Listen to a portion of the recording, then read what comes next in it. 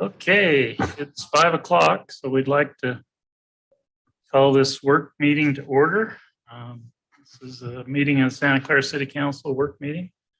We have almost a full council present. We've got Councilman Jarrett Wade, Councilman Benny Drake, Councilwoman Krista Hinton, and Councilwoman Lena Mathis. We're expecting Councilman Shakespeare to join us shortly. I'm Mayor Rick Rosenberg. We'd like to welcome everyone who's here tonight. Appreciate you being here. We're going to go ahead and jump into the working agenda. Under item 2A, general business, issue number 1 is a discussion regarding camping in South Hills. Brock, is that you? No, it's Scott. We'll handle that. Council and Mayor, I just was going to ask for some directions. There's a lot of camping going on out in those South Hills. We're having a lot of garbage. Besides other things getting dumped out there from RVs.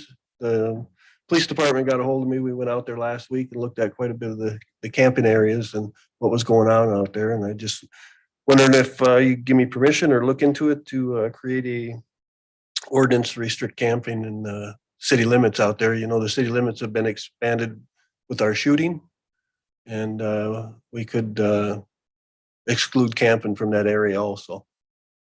So as you know, there's different with the BLM stuff like that. It's called boondocking. There's been a lot of places within BLM property that they've restricted it now, where they don't allow it anymore because of that same problems they're having with the dumping and the littering and all the stuff going on. So they've restricted out there. So there's quite a few cities, you know, St. George, Hurricane, Washington, that restricts camping within the cities also. So just looking for some direction, what you want me to do, because it's getting pretty messy out there. There's a lot of transit camping. They've been out there for quite a while camped. So, you know, the BLM lets them stay for 14 days and then restricts them to having to move 10 miles now. So they have to leave that certain area. So Is the BLM, and are they enforcing? Do they have ranger patrol that area? Yeah, you know, they had all those problems out on the Arizona Strip, and Arizona and the BLM were out there and cleaning all the state land up, and they've restricted all the camping and shooting. You got to go out quite a few miles now on the Arizona Strip to do it. So, but there's quite a bit of garbage collected, you know, getting collected out there, and police are going out there quite a bit, and there's no way, unless you put in some type of a permit process, that they can say how long they've been out there. And Council thoughts? any questions? I do. So we don't have any permit or any restriction on camping right now at all? No. One of our neighboring cities, I won't name them, even gave maps on their website that they can go out there and you can camp out here, but not in our city.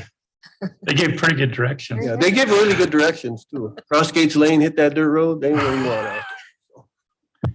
Well, I think that we do need to put some limitations, and whether it's by permit, we also need to have them carrying out their own waste and putting it in a dumpster or something, so we don't have the problems they've had on the BLM. And in fact, at our solid waste meeting, we had a big discussion on that over between Virgin and Co-op.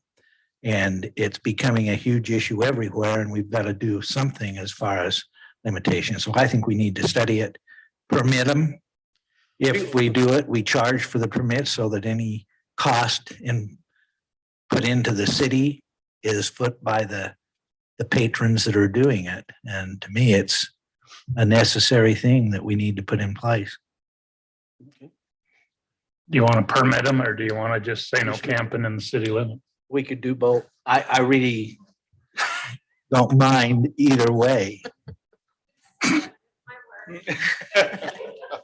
I don't know if it's, you know, you make the decision, but there's a lot of trash being left out there, and to police that. And I think if you're going to allow camping, you're not going to lose that. You're going to have problems with that. So. But then they could go out and enforce it if somebody is out there camping, because it's not allowed, and we could put it. I think there's some open space in Cayenda.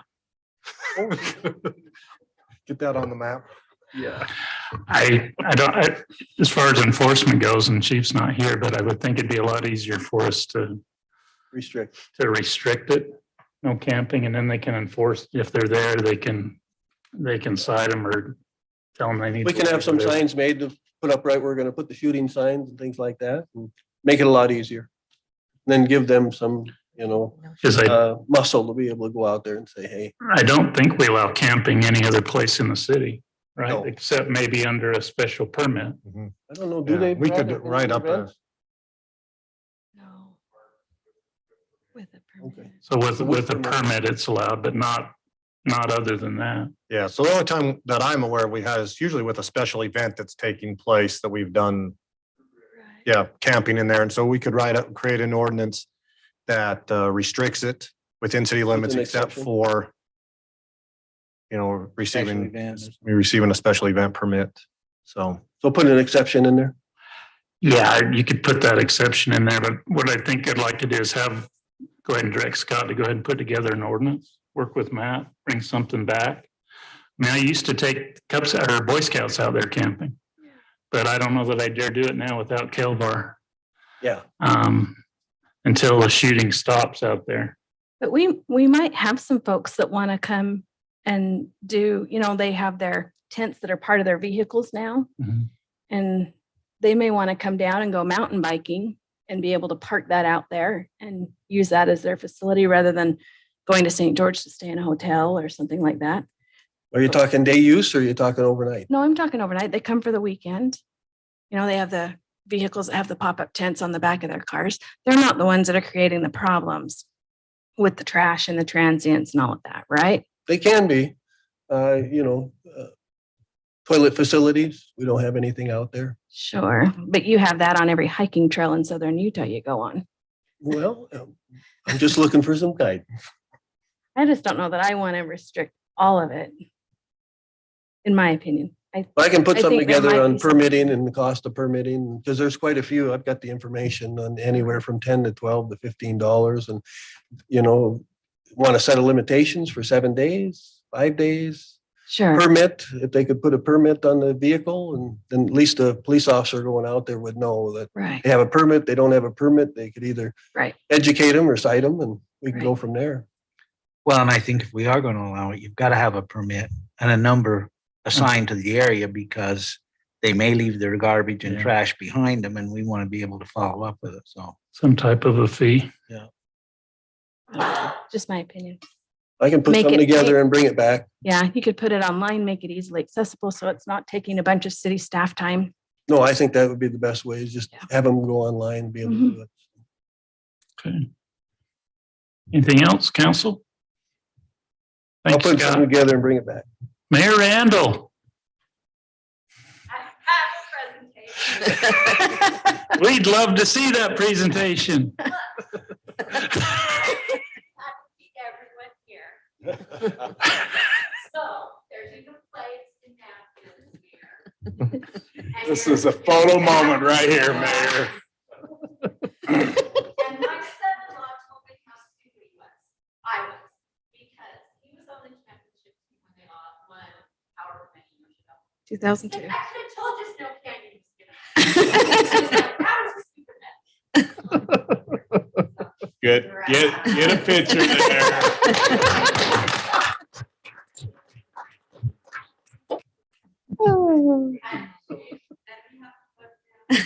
Mayor. Thank you.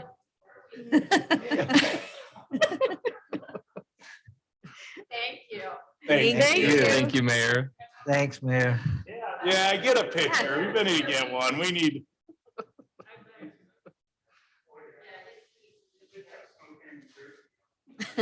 I'm gonna go out on a limb and say it's the same two teams playing again next year. Yeah, they're both returning good teams next year. They're both, yeah. Thanks, Mayor. Everyone get this pizza? Yes. I do. Get at it. Yeah. We'll All right. take 5 minutes, get some pizza. Audience? Some pizza? Rarely, I've been to a lot of city council meetings. Rarely get pizza, so take it.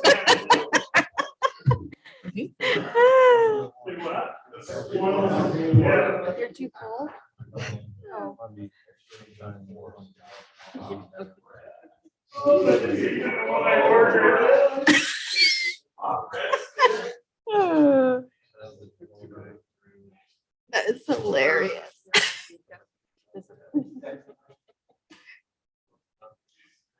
You guys, let's go. Come on.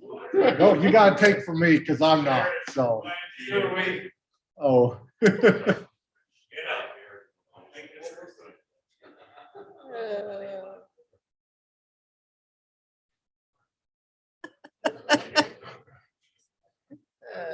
That's awesome. Robert, if you'd have been on your A game, you'd have brought drinks. Come on up. Hey, it's spoils of war. That's right. This pizza was won after a hard fought battle.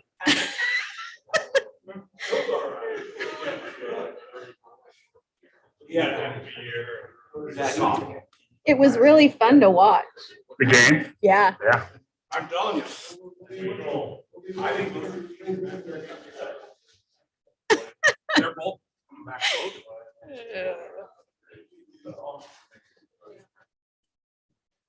Are you just thinking about it? No.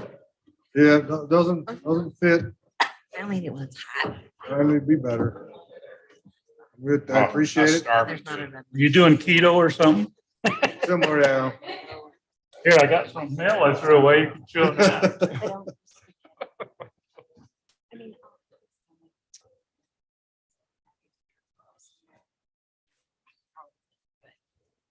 Nick, you missed the invitation. Do you want a piece of pizza?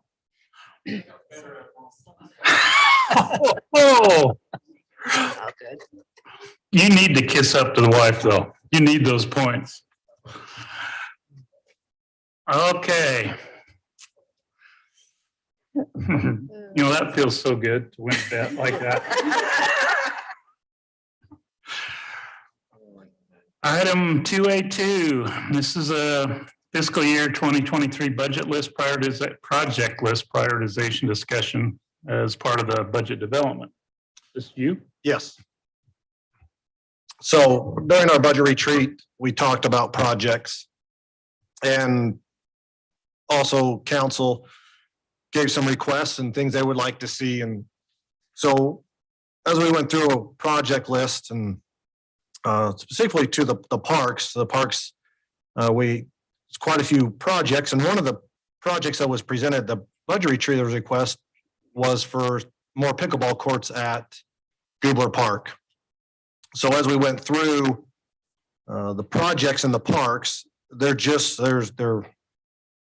quite a few with quite a dollar amount to them. And so looking at those, I feel like we have to prioritize, because if you choose some projects and some are off the table, they just can't be done. And so we just need to get some guidance from council as to what the priorities are of the council and what projects they want to see done. In the list that's there, as I broke them out, there's two projects that we've committed to because we have received funding from the county to do. That's the parking lot next to the BMX track and the tennis courts there at Canyon View Park, as well as paving that parking lot, as well as the parking lot over by the large pavilion of Canyon View Park. Those two, like I said, we're committed to. We received funding. The BMX parking lot, the engineer's estimate right now is about $594,000 for that project. And then the Canyon View right now is 246, but that's possibly come in maybe a little bit higher than that. But those are looking to go out to bid here shortly. So those will be paid for through those grants, RAP tax, and whatever we don't have in RAP tax would be paid for by the general fund. So those two are, like I said, we're committed to. As we go, further through that list, you can see I've got here the project, the estimated cost, and then the funding source.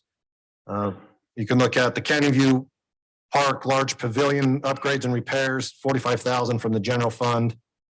We're estimating the pickleball addition of 6 pickleball courts at Goobler Park for ball parking, $500,000. Would be impact fees and general fund. Replacing the volleyball pit at Goobler Park up there by the pickleball courts with a playground That number, we put 75,000 in there, would be general fund, but that number, depending on what type of playground you want to do, could go to 175, $200,000, anywhere in that ballpark, depending what kind of playground was selected. We have the Toller Park or the Orchard. Right now, we're estimated at 400,000 impact fee eligible project. One we have on here that we actually didn't discuss at the retreat, but is the splash pad reconstruction is. I don't feel it's appropriate for us to run the splash pad as it is currently constructed, as there's not a recirculator, so any of the water that runs, it's culinary water and would just be going straight into the wash. And so I don't know that as in time that we're trying to, we water ordinance and doing that way would be good for us to be running that splash pad until we get a recirculator on that. And so part of that would be possibly that splash pad is 16 years old, I believe, as Brad said. So in its time, it needs an update, a facelift, or just really a whole redo and maybe a relocation of it up there at Goobler Park. But we have in there approximately $400,000. The Adventure Park design and engineering, that's 50,000. It's impact fee eligible, but that project is $1 million plus project. There is some funding that can get some grants, but a lot of that's going to be paid by the cities. And so you understand. So more part of that question is, we want to go down the road of even the design and engineering? I know we've been working on the RP&P to get that land, but as I mentioned in the budget retreat, we don't have it there, and we've got as many as we talk camping, we got a lot of visitors there. Do we need that to attract more people, or are we good there? And so that would be to where we want to go down that road and start the design and engineering and get a cost, or do we want to say, hey, maybe now it's time just to put that on hold and put the adventure park aside? That one really, that one, like I say, it would take every bit of our impact fees, wrap tax, and that'll be for a number of years of collecting to try to pay for that project. The Little League improvements, was part of the list that Brad took to the county. We haven't got any funding on that one, but that would be to hopefully work on the wall for retention along the wall, redoing fencing, paving the parking lot, and a new facility for maintenance and storage down there at the Little League ballpark. That was $350,000. So it's a general fund and grants to pay for that. Blackrock Park playground replacement, as Brad talked about, then the budget retreat needs to be replaced. It'd be general fund, $75,000. The skate park, which we'll be losing with the BMX Canyon View Park paving project, will be losing. So to relocate that to another spot, we're estimating to rebuild that be $300,000, also impact fee eligible. The Lava Flow Trail addition, continued all the way up to Affirmation Drive, which is there on north of Red Mountain, coming off of Rachel Drive to Red Mountain, extended north by Regal Homes and the Solis development there. That's estimated at $50,000 in impact fee eligible.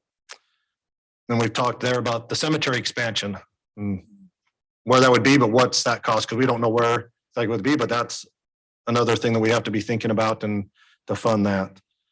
So in the notes there, as it said, the wrap tax to date available for expenditures is $305,000. We're estimating to receive another $68,000 in this current fiscal year, would give us $373,000. Next year, we're budgeting to receive $148,000. Rob, why is that number less next year than this year?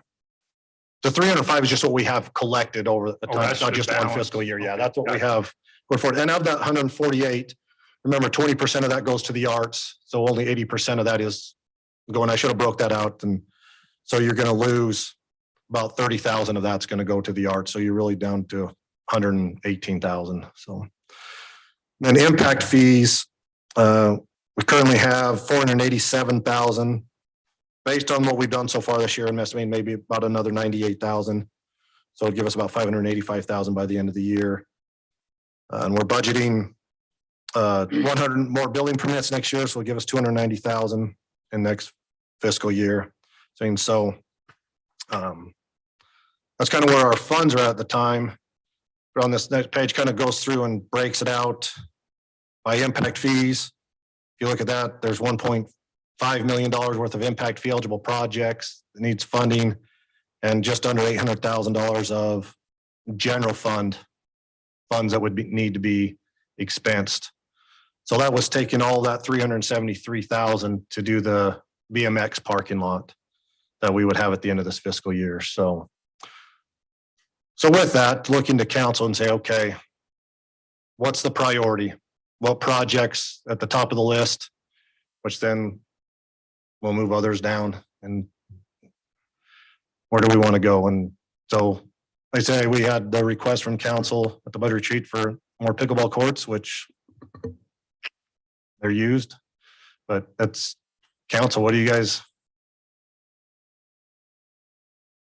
Put it to the bottom of the list. Put the pickleball courts to the bottom of the list? What? You bailed easy. Well, here's my thought process. If, I know it's an if, but we already have pickleball courts. We do have some available in 2 different locations for residents to utilize, right? If the chicken and pickle people come, now granted that's not a city provided, but it does give an opportunity for additional pickleball use for people who want to pay to go and use the chicken and pickle, right? So my thought is looking at other opportunities that provide for a greater variety of activities for our residents, not just something that we already have. So I'm okay, since I was the one suggesting it, I'm okay moving it to the bottom of the list. The playground at Volleyball Pet at Goobler Park, that was kind of went along with the It did, pickleball courts. it did. Higher or lower priority? I still like it, but I think there are other areas that give us more bang for our buck. So I'm okay moving it down.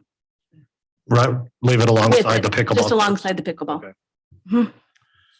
So Brock, on the skate park, Mayor, we're looking for a new location. We've got a water feature that needs a bunch of money into it. It seems to be a really good location for a skate park, or at least up there somewhere.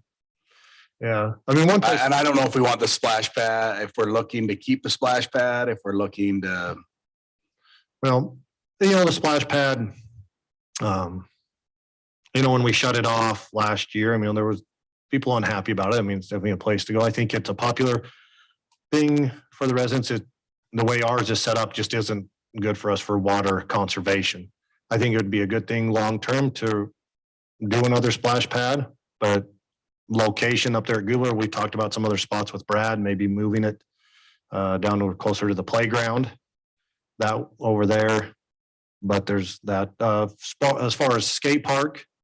We've talked a couple locations. One in particular that kind of works out is down by Little League towards the Arboretum on that side, on the Arboretum down in that parking lot that's not really used, of maybe building one down there that kind of similar to kind of like what Ivans has, if you've seen Ivans, which is kind of level with the ground, kind of that way. So, but that's what's set down a little bit lower off the street, but not kind of a big bowl that St. George City has over there by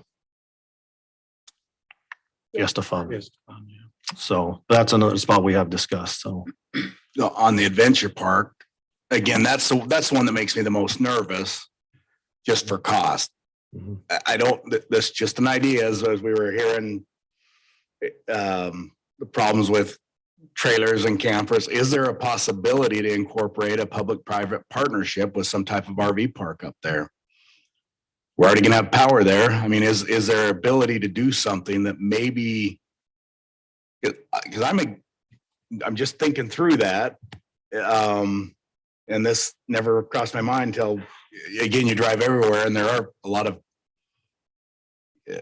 places out there that a lot of camping going on in all over in the place. So I don't know if that may help pull that project together. If not, that's a tough project when you've got the list of all of these, knowing that we're going to, put that kind of money in it. But is there, I don't know how BLM and that works to where you could section off a small piece of private ownership of an RV where people could stay up there and they have to maintain the restrooms and Not if it's an RPNP, you can. Yeah. can't do it. No, with the The grant RPP. we're getting, I don't allow No, you that, can't right? do any private. Yeah. If you privatize it, it goes back. Then I wouldn't spend any money on that project because I can, knowing the list we've got and the maintenance and vandalism, I just don't see us ever going to be able to afford or maintain that project. Not until some residential expands out to where it's beneficial to the area, but so are we trying to prioritize right now? And we're moving stuff to the bottom is what it sounds like. Okay, so So the adventure park, would you I think needs discuss that? to move down if you want to vote on it. Move it Move it down. down. Would there be an option to take some features of the adventure park? Because we've got some residents who are pretty excited about some of those features that we're going in.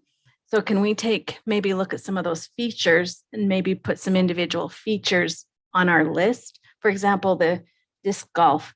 That was something that a lot of residents have commented, they were really excited about having that opportunity. I don't think that's a huge cost to put in a disc golf. I mean, you can do it in a city park, you just have to space it appropriately. So something like that, could we maybe move to the list and figure out an alternative to give a few more citizens an opportunity to participate in an activity they're interested in? Yeah, that might work. Do some component part of it. Right. Something that, the tricky part about the adventure park is it's so far out there. And you have to improve the road to We make don't it access. we don't have any facilities. I've got water and power, excuse me, close to it now, but there's no restroom. The road is the road, the existing road. So, but it still accesses the trailhead.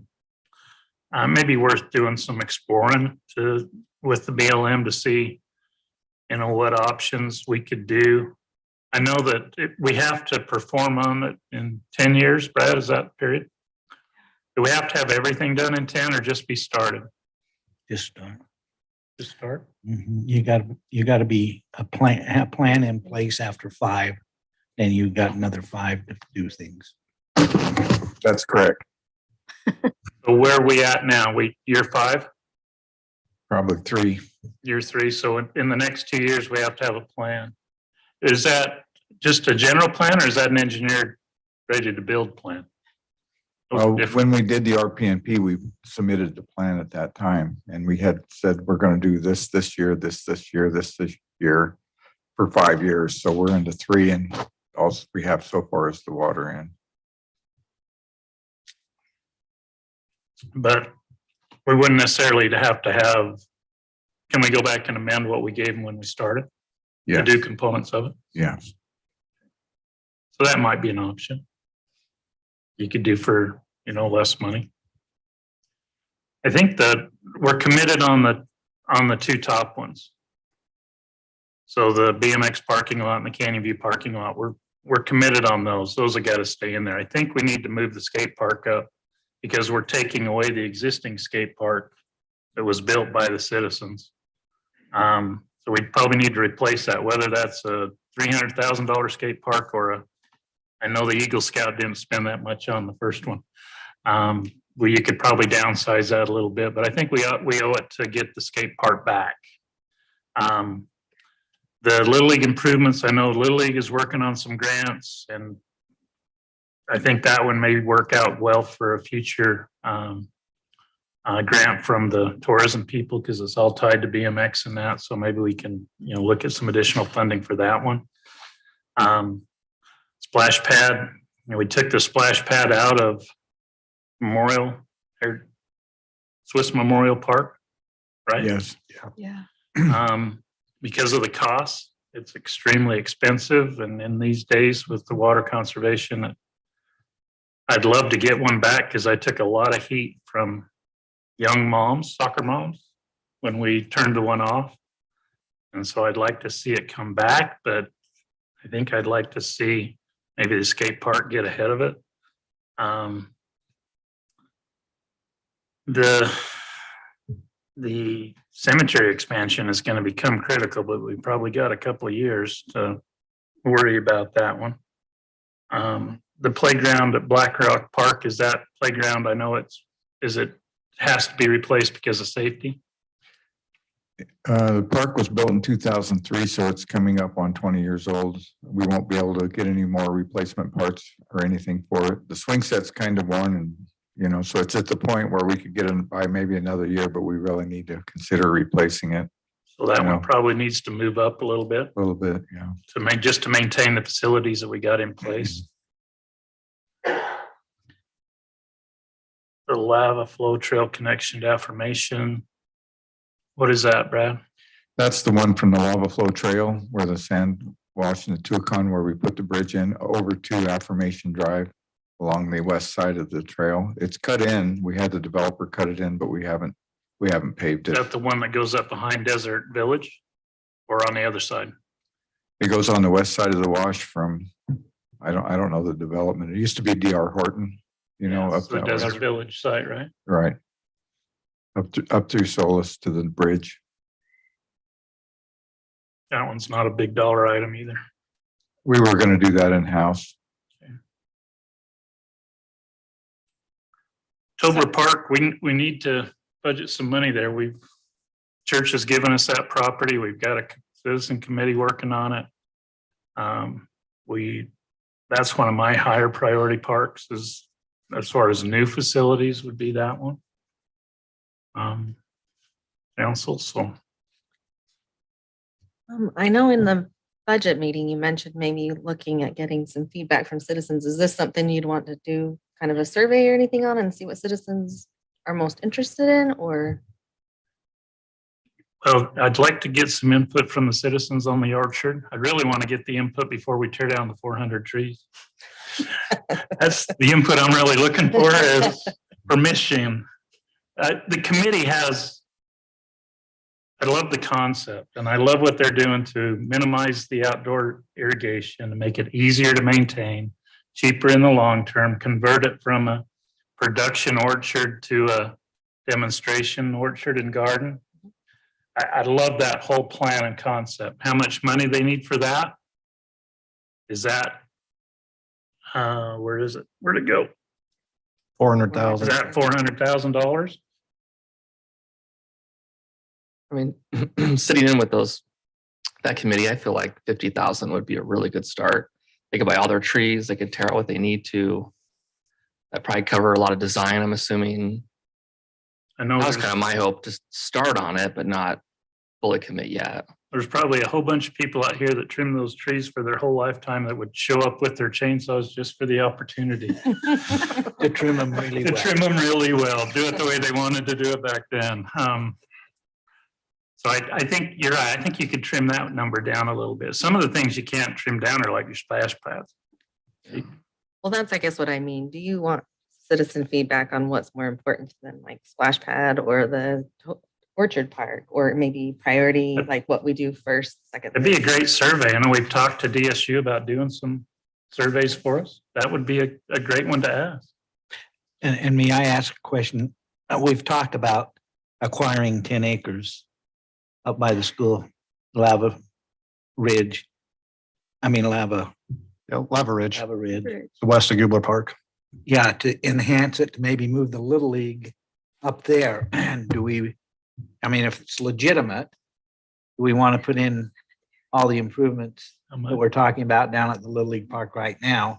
If we can acquire that 10 acres and move everything up into that one central complex. Yeah.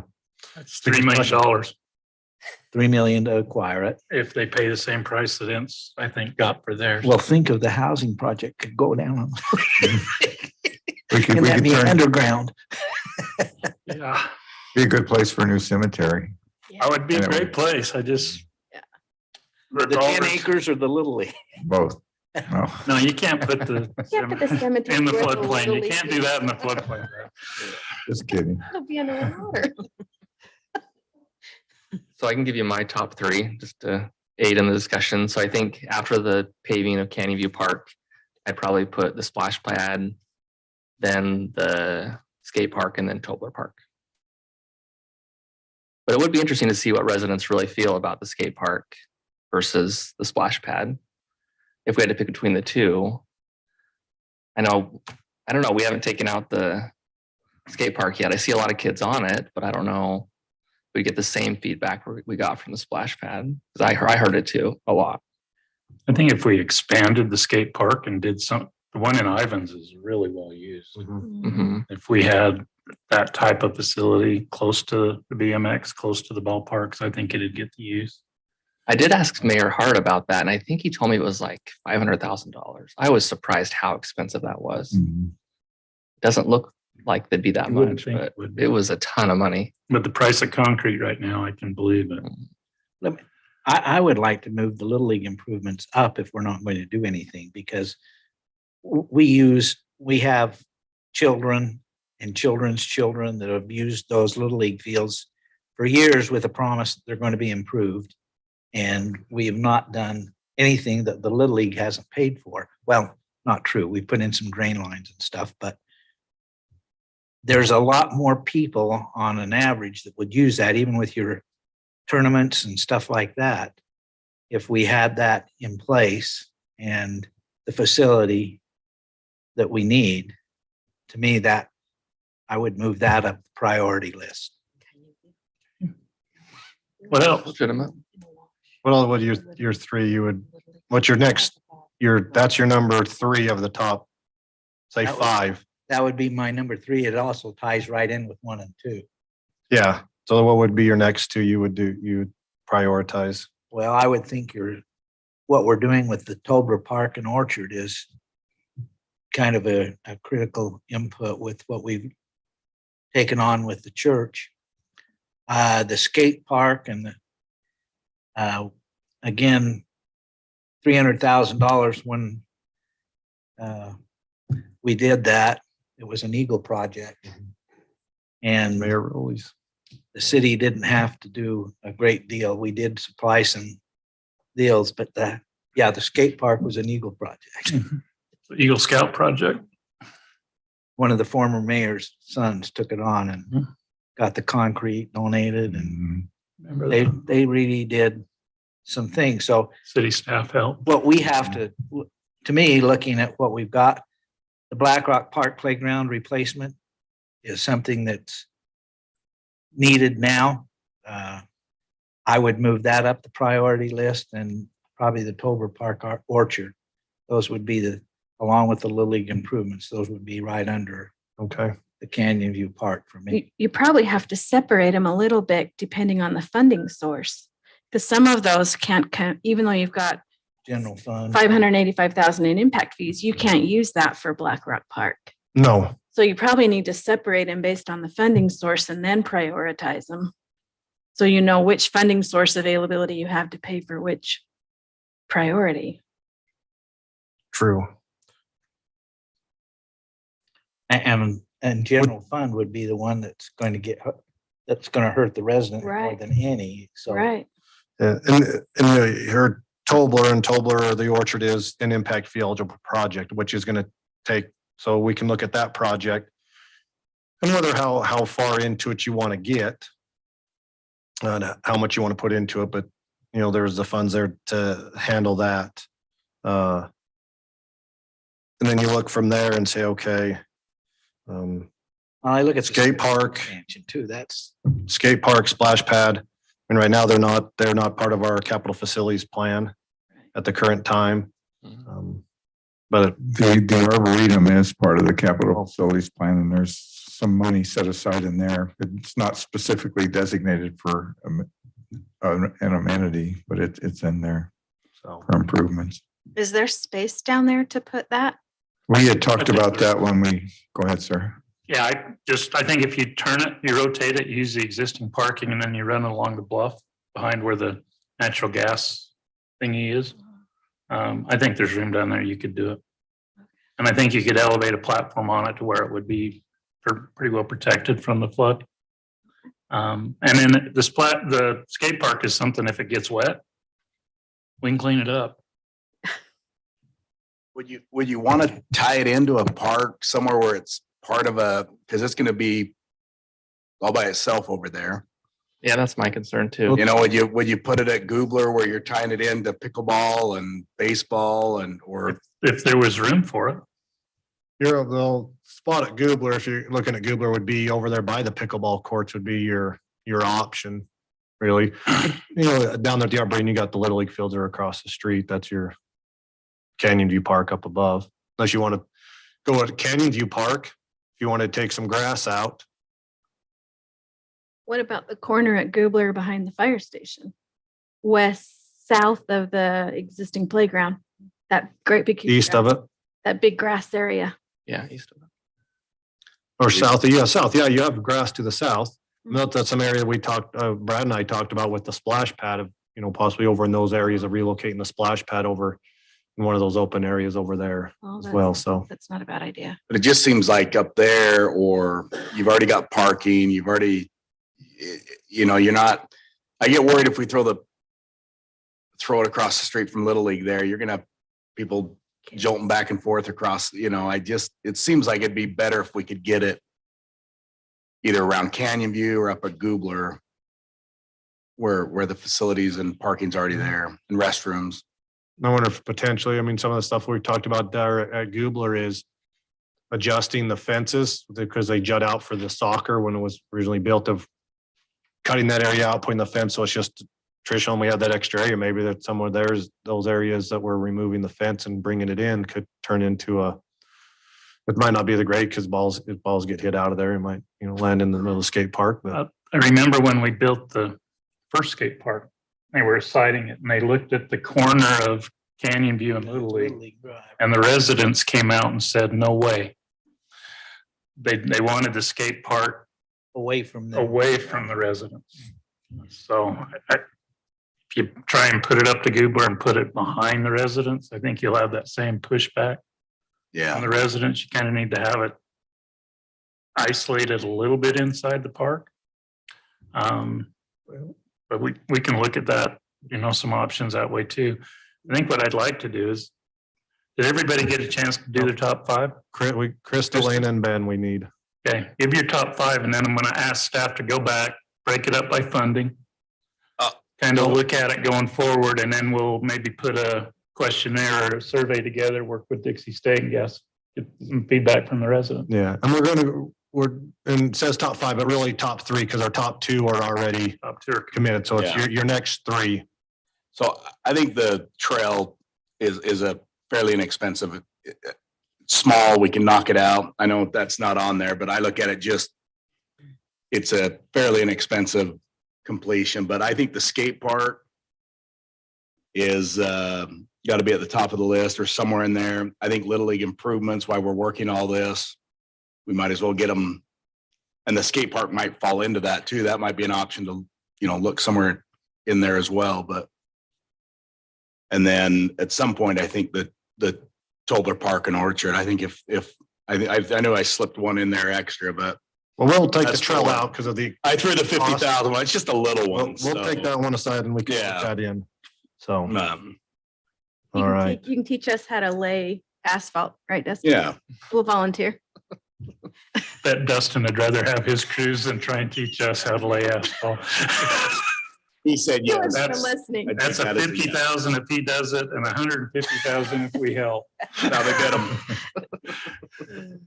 So do you want my three, Brock? Yes, I'm ready. Okay, my three are probably the Orchard, the skate park, and then I'm gonna say the cemetery expansion.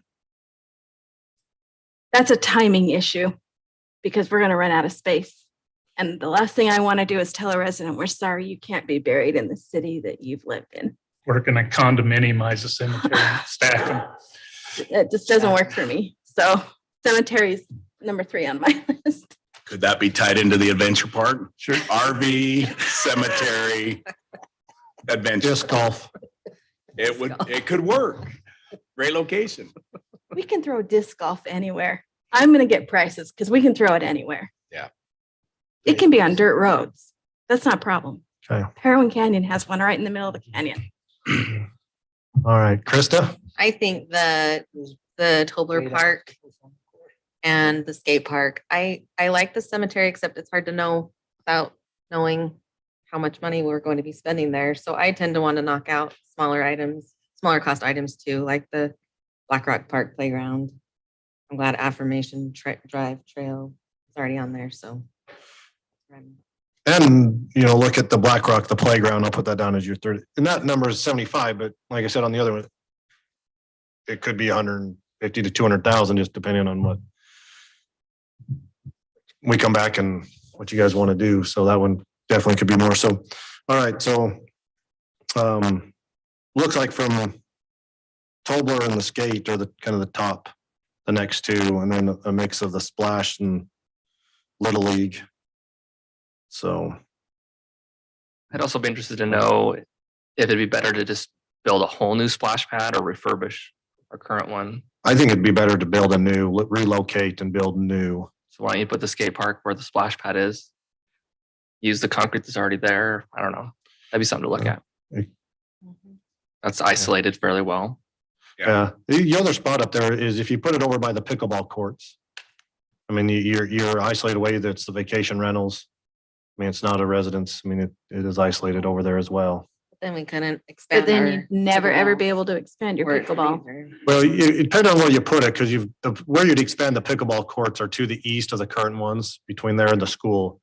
But you've got room from there going south towards the wash. There's room there. I think you could probably fit in a skate park, but also it's a good idea too.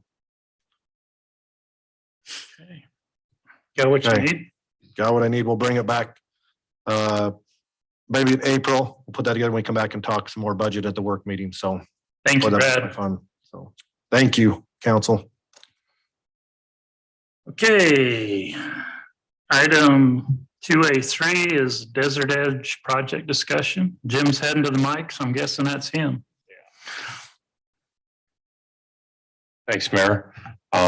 Just wanted to take a couple minutes to introduce the topic of the discussion this evening. The applicant Robert Smith's here, and I'm sure he'll be addressing you as well. It looks like Ben Willits, his engineer, is here too. So with the Desert Edge project, we've had some recent discussions with the applicant Robert Smith and Ben Willits. I did provide a memo, just kind of briefing you on what the project discussion was all about. So recently they have submitted a preliminary plat application. It's been going through our review process with staff to determine the completion of the submittal. If we could just scroll down to the plat, I think it's just a little bit further down. There we go. So this is the preliminary plat. Is this the one I had? And this is the one in the packet, not the new one he provided. It's the one in the today? packet. Okay, thank you. So the preliminary plat that we've been taking a look at included a total of 19.87 acres. And so previously we had looked at a property that was just over 20 acres in size when the city council approved of the rezoning of this property. Now that occurred on September 8th of 2021. The council adopted ordinance 2021-13. There should be a copy of that in your packet. That was specific to the approval and the site. It specifically stated 239 units on 20.7 acres of property, which equates to a density of 11.94. So with that, there was a project plan or a concept plan, which was attached to the rezoning. It showed a total of 119 townhome units to be known as Coyote Landing at Desert Edge. Those were the townhomes with 120 affordable apartment units to be known as Quail Crossing at Desert's Edge. And again, the concept project plan that was associated with the rezoning, that's really at 20,000 feet. We're not drilling down to ground level or grade, really looking at the details, making sure all the code requirements are addressed, dotting I's, crossing T's, things of that nature. So at some point, and actually I have it here, so we had the acreage at 20.07. And that was the acreage that was approved for the document or when the rezoning was done.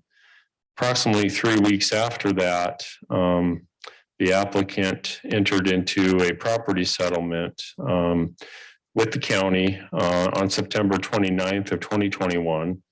On or around this time, Robert Smith did receive compensation for the 0.92 acres shown on the drawing on the upper northern portion, which is future Hamlin Parkway. So when the rezoning occurred back on September 8th, that property was included in the boundary description, the 0.92, which equaled 20.7 acres.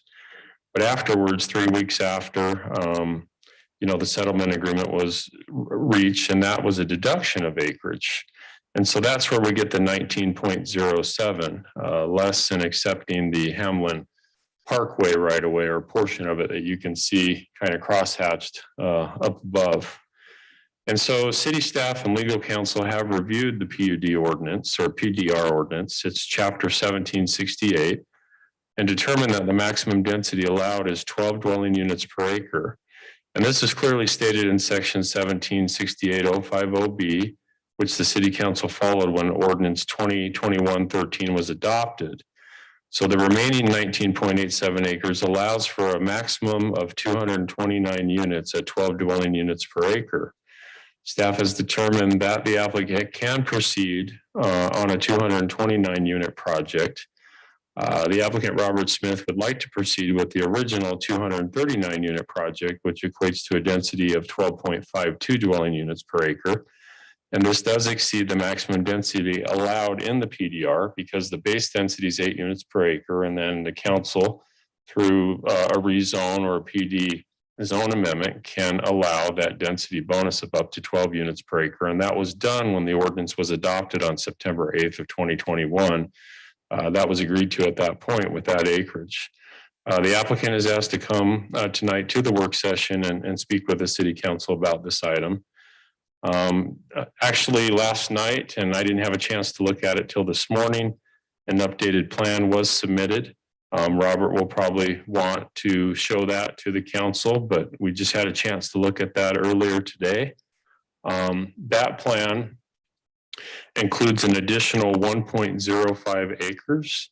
So if you take the 19.087 and add the 1.05, and that's the piece on the very northeast corner that you can see just the top of it. It was the piece for Arcadia Phase 3, the boat and RV parking area. That it's my understanding that that was a required amenity for the project. Originally, it was going to be built in the project as part of the project, and then it was decided at a later date that the plat could be amended and the boat and RV parking amenity could be put across the street. It's in place currently. If you've been by recently, it's fully improved. I did see some stone or brick pillars that were put up recently. I assume fencing will go in between soon, but they're including that acreage in the acreage of the plan that he'll show you, which is 20.14 acres if you add that. But doing a little bit of research, the Phase 3 plat, I was able to locate that.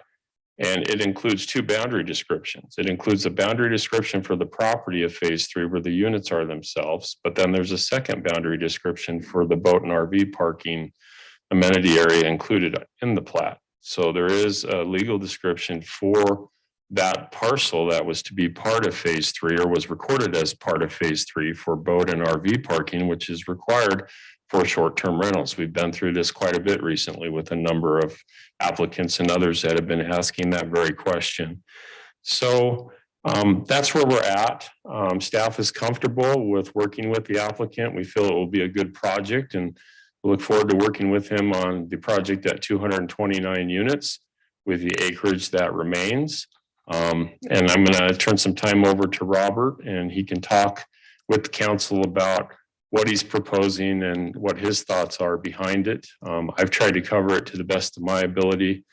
We spent a lot of time the last month going back and forth on the item, trying to prepare it for Planning Commission for preliminary plat review. But once this was found and we noticed this became a concern. And that's why we're here this evening. So I'll turn the time over to the mayor and the council at this point. Thanks. Questions for Jim before he sits down? And he's not going anywhere, so. I'll sit here and smell that pizza. Robert or Ben?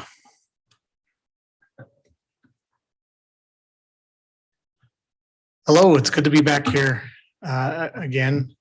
I'm happy to be here. It meant a lot to be here in person. I had to leave my family at Disneyland today to travel to be here, but I want to be here in person instead of trying to do this on Zoom. So thank you for your time. And Jim, thanks for reviewing all that information. As you mentioned, there's been a lot of discussions back and forth, a lot of phone calls and emails and TRC meetings. And anyway, I'd like to help answer any questions you may have. I don't know if I should go over the whole project again or not. I think everyone's familiar with it. I've had a great relationship with the city for years.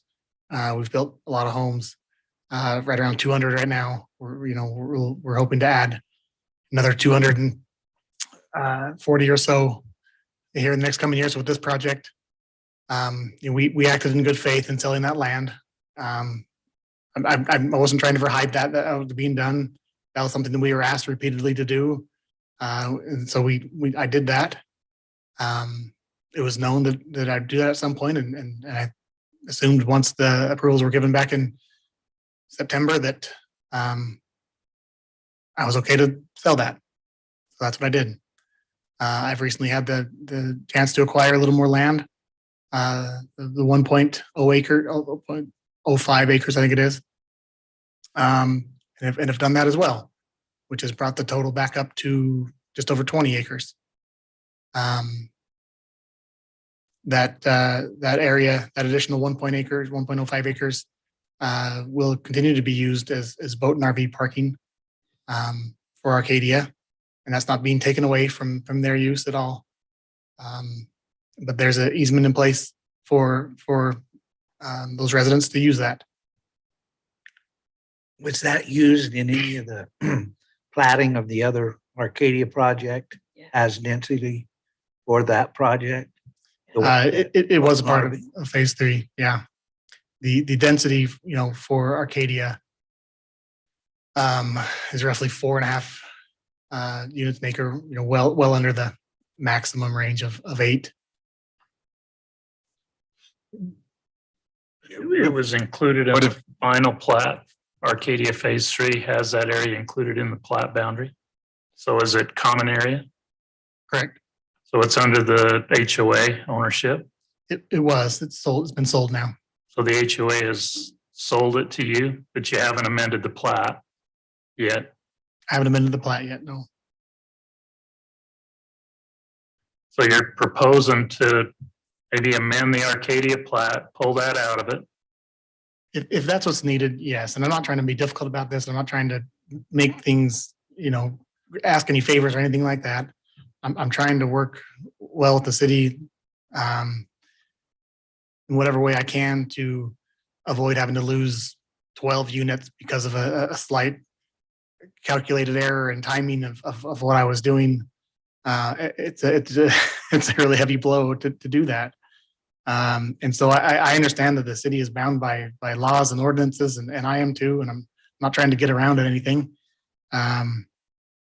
But I'm trying to meet the letter of the law and saying, okay, I've now have 20 acres, just over 20 acres. And now how that's been reached, I realize it's unconventional. But I'm not taking away from what is required at Arcadia with the use is being provided still at Arcadia, just like it states in the ordinance that RV and boat parking be provided for short-term vacation rentals. It still is provided and still will be provided. And so this was my way of saying, okay, now I do qualify for the 20 acres and the 12 units an acre density total. Just a legal question, Matt. If both, it seems like obviously you could do a plat amendment in that, but it seems like if there was something recorded on it, again, you're going to provide can this be done as simply as something just recorded on the plat? Does it need to have a plat amendment? Are you talking specifically with To the- respect to the boat and RV parking. That's correct. The 1 acre that now has been added back into this piece. So that parcel is still part of phase 3. I think we established that. The concern I have there is that is an amenity for Arcadia phase 3. And it was an amenity that was required to be included with that project. And I understand it will continue to be an amenity, it sounds like. But do we allow an amenity that was required in a previous subdivision to be used to get density in a new subdivision? I mean, that's really the way that I see it. And I'm certainly open for somebody to convince me that that's not the right way to look at it. But Jim and I have talked about this a lot, and we've reviewed, what Robert has submitted and the arguments that he's made. But that's where I'm at on this boat and RV piece, and I'm just not sure how to get around that. And I will say this, we have spent a lot of time on this, and we want to try and make this work for Robert. So it's not a question of, trying to prevent him from doing what he wants to do, but I am really struggling with a way to do this legally within our ordinances and make it work with the acreage that he has. Now, while I've got the floor, maybe I'll just address the Hamlin Parkway piece as well. Typically, when someone records a subdivision plat and there's public roads that need to be dedicated, those roads are dedicated, and they're generally responsible to provide the public improvements on those pieces as well. The road surface, the utilities, the curb and gutter, the sidewalk, et cetera. Where this piece, there's two things that distinguish this piece of Hamlin Parkway from that normal scenario. One is it's been sold, and Robert's been compensated for that, which does not normally happen. Normally, it would be required to be dedicated to the city at no cost to the city and no compensation to the developer. It would just be required. Second, because that's been sold and other entities have taken responsibility for improving that piece, the developer now no longer has an obligation to improve it either. So again, it's difficult for me to say where the original zone change included that part of the roadway to get the density that was sought. Can it still be used even though it's been sold, compensation paid for it, and the developer released from any obligation to improve it? So again, I'm open to solutions, but I'm having a real hard time with the two options that are being presented to us.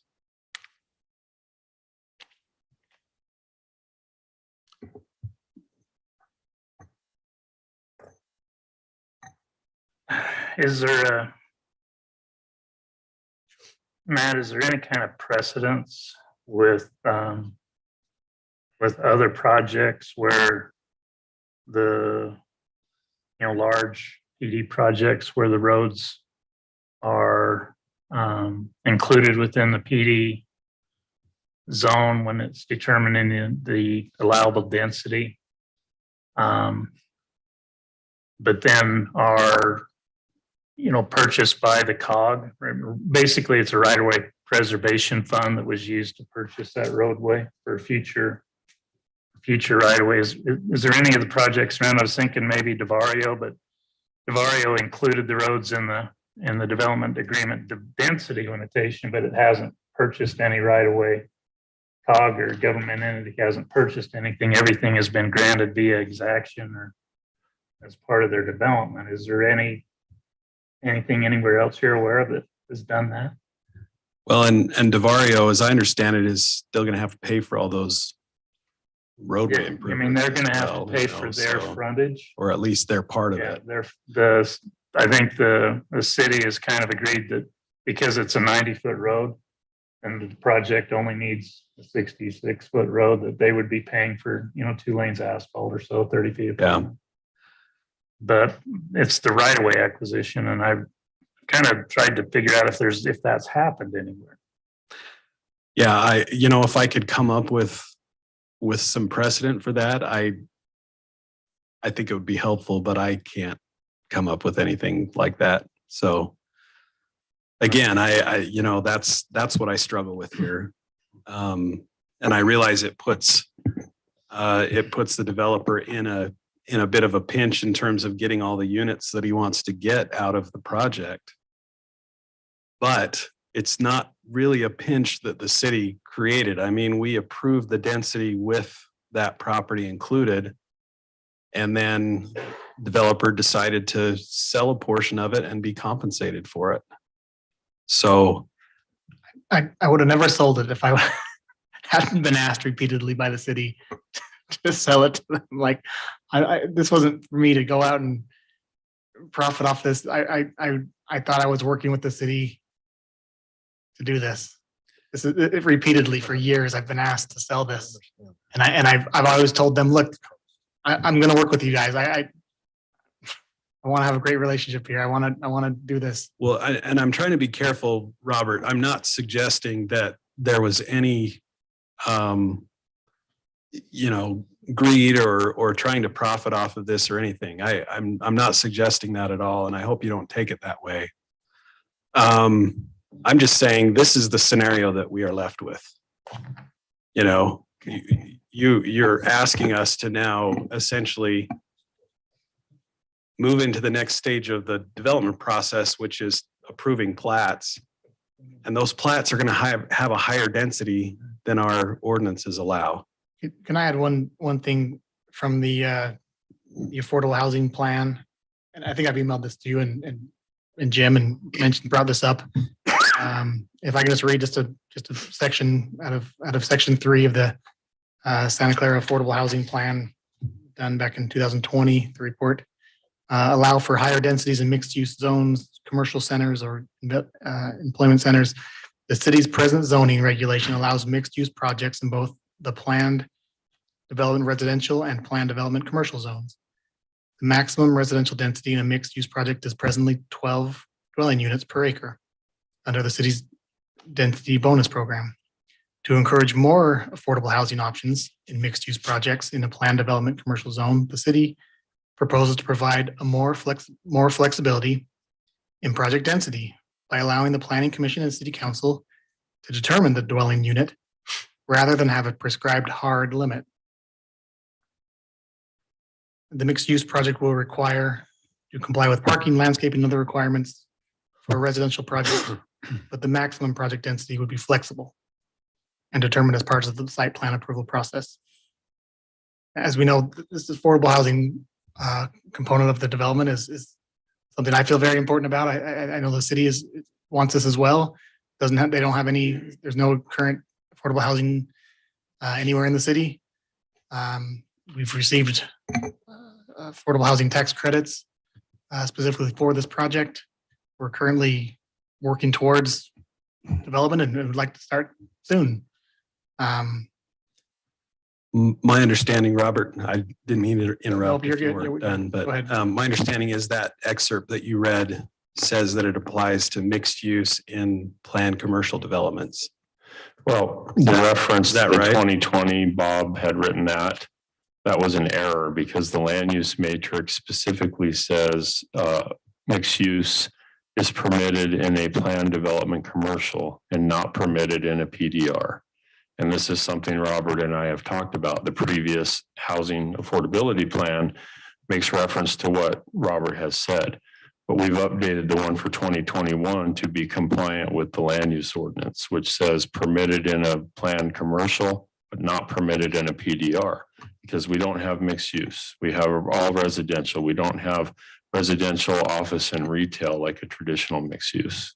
Well, so that was an error on Bob's part in the 2020 affordable housing plan because the land use ordinance always said not allowed. Well, and I think, and I appreciate that. Jim. I think though that even if you take it on its face, it still limits that language to mixed use. Yes, and general plans are goals, you know, they're goals and things that we can take a look at, but you know, it's a goal. It's not a policy like the development code or an ordinance, excuse me. Yeah, and that was going to be my second point is even if it did clearly state that it was allowed to go above the 12 units per acre, it's a plan, it's a policy, it's not an ordinance. And so it's not going to trump what's written in our ordinances. And that's, again, I'm not looking for reasons to say no. What I'm saying is every option that we've looked at to try to say yes, we've run into these issues. So Can I ask one, just so had the applicant not sold the property, included it in that, and then dedicated it to the city at the end, we wouldn't have these issues, would we? Because you're not going to improve Hamlin Parkway at this point. maybe not, but the developer also wouldn't have been compensated for the property. I'll give back the money. And they would have been required I was to put going in to say, I'm pretty sure he would give back the money of had he. public improvement. I think I'm having a hard time with that going. I don't know what, and you know, that acre sells for. It's probably 200,000 or 300,000, but What was it? 200, yeah, 250,000. yeah. And it was COG money. So it was money that we received from the COG Corridor Preservation Fund. So, Can I buy the land back? well, that could be an option. I was going to say, why don't we just go back to that and give the money back to the COG, dedicate the road, and Dedicate we're not, the road. because it's awful to get to this. You got an applicant going again. You had to lose 12 units in a project over a timing. Again, I get then let's just go back and redraft that, give the money back, dedicate the easement, and we're back to where it should be. And you know, I don't know. There might be another option too, is rather than just dedicating the easement, and even after he's taken and sold the property, if he would bond for the improvements to that easement and take care of the improvements on the road. Well, that's what we were alluding to. So generally, when a developer develops a site such as this and he's got frontage, he has to put the half width improvements in. So in this case, it would be asphalt width for 2 vehicles, which is a little bit more than a half width, and then the curb gutter sidewalk, you know, planter strip, and they're putting a wall in, but they're going to have to put that half width dedication, those improvements in place. but that we didn't require No. Kent Fry's. So how would we get the improvements? He dedicated, well, he dedicated the roadway. And well, this is Hamlin Parkway. So this is a regional arterial. The improvements for this road are going to come via the MPO or via the COG. And they're not mandated for this project. The traffic volumes are such up there that this road isn't necessary, doesn't go anywhere. This is a corridor that's been preserved so that in the future, when the western and the northwest corridor are required, the right of way is in place so that those funds can they're probably going to be UDOT funds administered from UDOT that would come through that way. And that's how the corridor to the south and to the west or east. I mean, we've purchased the COG, the city hasn't, the COG has purchased all of the Hamlin Parkway right-of-way through Santa Clara, with the exception of the piece through Kent Fry's townhomes. And I can't remember the name of it. Tuscany. That was dedicated. They did not receive any COG funds for that. That was dedicated to the city as part of the townhome project. I don't know if it was included in the density, but I know that it was dedicated as part of the project without purchase. So that, in my mind, having seen that done, even on this same corridor, that's probably something that could happen if we give the money back to the COG, and then Robert dedicates that right away to the city, and that corridor is still preserved through the city as the intent was. It doesn't access anything. He's put in the improvements on the Arcata Phase 3 to access the boat and RV. That roadway doesn't provide access to any of these units within this project. And it's not necessitated by any kind of the traffic study didn't include anything on it, correct, Ben? So it's not a, mandated exaction. You're just exacting the right of way to preserve the corridor, which that's happened over and over and over again. Correct. And I think I would be okay with that, because then we would have a final plat that has the sufficient acreage on it to support the density. Yeah. And the plan, my understanding is this plan has never changed. The layout, the number, that part hasn't changed. It's just making the math work. So the density. We added one unit. Well, and that's an issue too, because the applicant's asking for 240 units. The ordinance we adopted says 239 units. So that would have to be changed. There is an additional unit. Yeah, and there are some tweaks to the plan internally, which would require a PD amendment, because we are making some changes to the plan to make it function and work better, like we've discussed. The private driveway. Yes, yes. That stuff. Yeah. But there is one additional unit, so we'd have to, readopt something. So what I'm trying to find is a process that complies with the ordinance. And I think that gets it. I think that's where it is it's just so a way to dedicate that, just like you would any subdivision, that the roads become part of the plat and dedicated on that. And then you've got the acreage to meet the. So we return the purchase price to the COG, and then you agree to dedicate the right of way to the city. And then go back through the amended PD zone to pick up the additional units and make the changes you're talking about interior. Mm-hmm. And then you could proceed. Then it will come back to you, back to the council. So it has to go to planning commission and then council to amend it. If we followed that path, yeah, it would follow the existing ordinance. And I'm okay with that approach, as long as we recognize that's not something the city can do on its own. I mean, we can say to Robert, this works, but he's going to have to go back to the county. I mean, because as I understand it, the road is now titled in the names of the city and the county as City and joint the county. owners. So the money would have to be returned to the county. I think the city would be okay approaching them, because we approached them to get the money. Okay, that's fine. So the city, we just go back and I've seen COG funds be returned to the COG when they weren't used. In fact, they have part of the policy that they have when you get COG funds for preservation is anything you don't use has to go back to them. And so I think in this case, we could return all of the funds back to the COG. They would release the property back to Robert, and then he would dedicate that property to the city On his final on his plat. final plat. And so they would be made whole. The city would get the corridor. We'd preserve the corridor. Robert would have the necessary acreage to get it. He would just have to go through that PD amendment to accommodate the other things. Is that something you can do? Well, it's definitely something I can do. Is it realistic that can happen? That follows the ordinance. Anything else, the way I've been instructed, we're asking council to make a special exception that's not allowed by the ordinance. Can I add one quick thing? So I did look in the ordinance based off of what Bob wrote back then. And there is a section in here where if it is mixed use, it says for projects with vertical mixed use, residential, commercial combined in the same building, the density shall be approved by the planning commission and city council. So that's where the flexibility comes in. It is in the ordinance. But it's not mixed use. But this isn't mixed. Right. So you'd have to go back and add some shops on the bottom level of some of the buildings or something to meet that. That's what Bob was talking about. We'd have to rezone it to PDC. Right. So it'd be a big deal, but that's another option. That's a pretty extreme option. And let me ask a question if again, and Jim, is what's here to get him to his acreage is what was originally adopted in the ordinances with the Hamlin Parkway or Western Corridor, correct? Yes. Which is still get him back to only the 239 units, not the 240, which he is now asking for. Right. Is that right?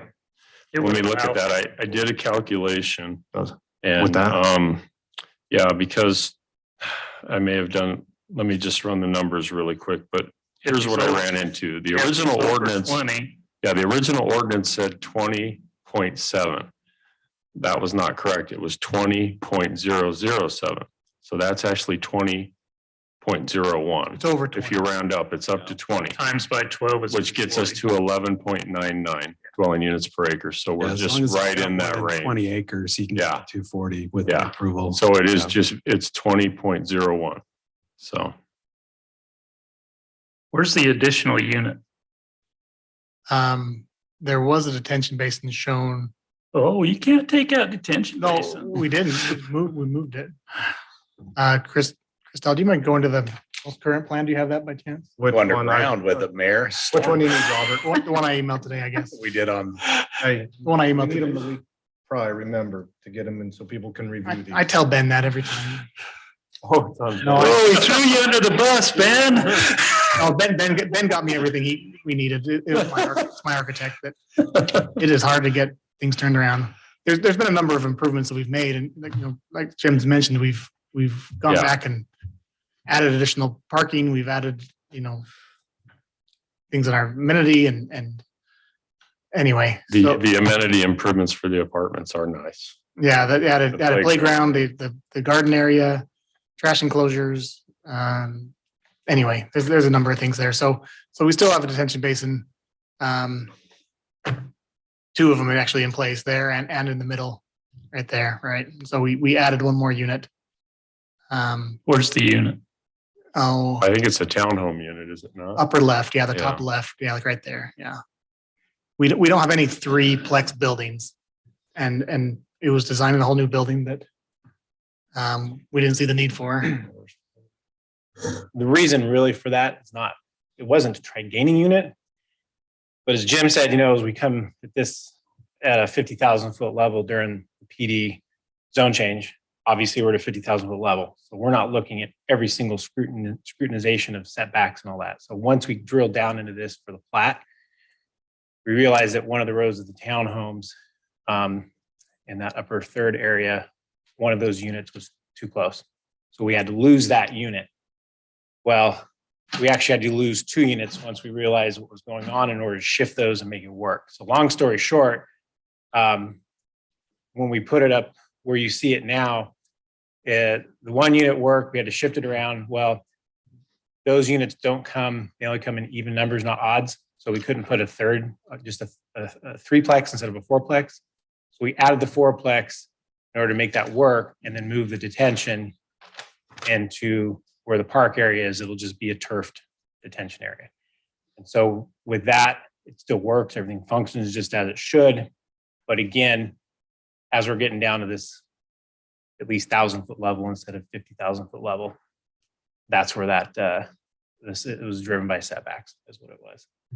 So, And the pond, you've redesigned it to go deeper, but have the same capacity? correct. So instead of that just being a turf playing field at grade, we just recessed the thing. We've designed a lot of those. It just becomes basically like a big depressed putting green, what it is.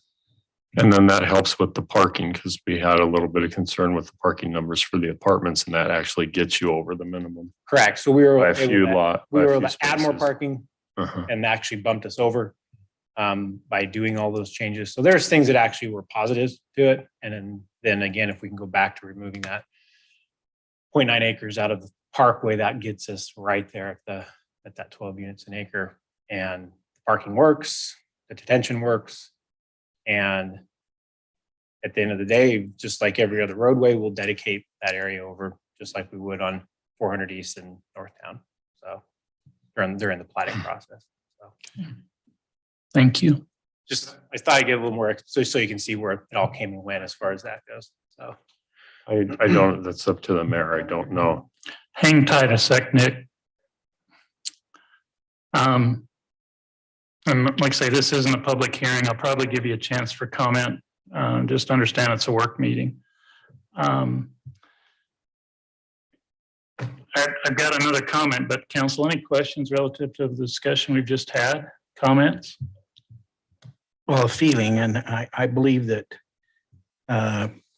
we accommodate our ordinance and we can do the best we can to accommodate the developer under our ordinance, but I don't feel that we need to compromise the ordinance to accommodate the change.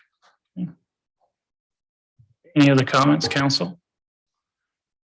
What's the Oh. likelihood the COG will come back and say, we don't want to? No, from what I've seen, they'll take the money back.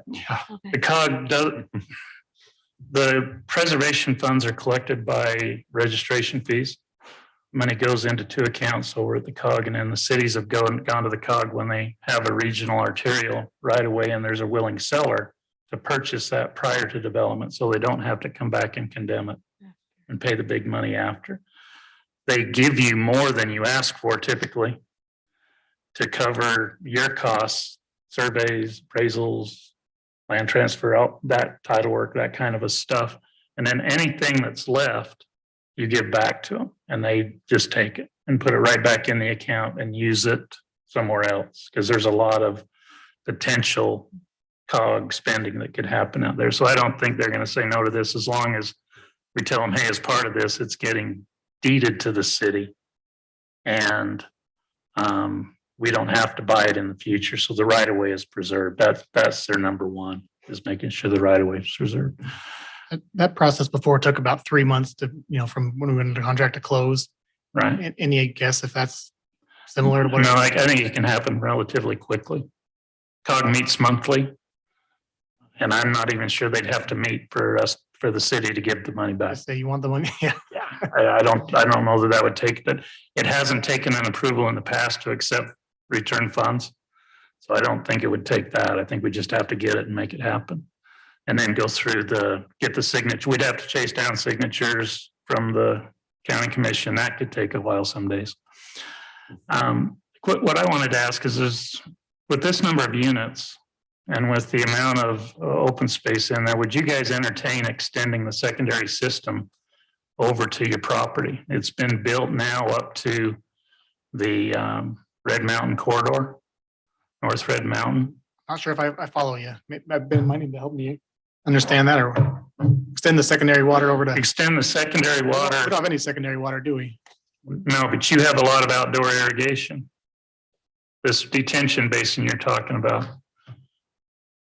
Secondary system is up here now. Your project's there. If we could get a secondary extension to follow Hamlin Parkway.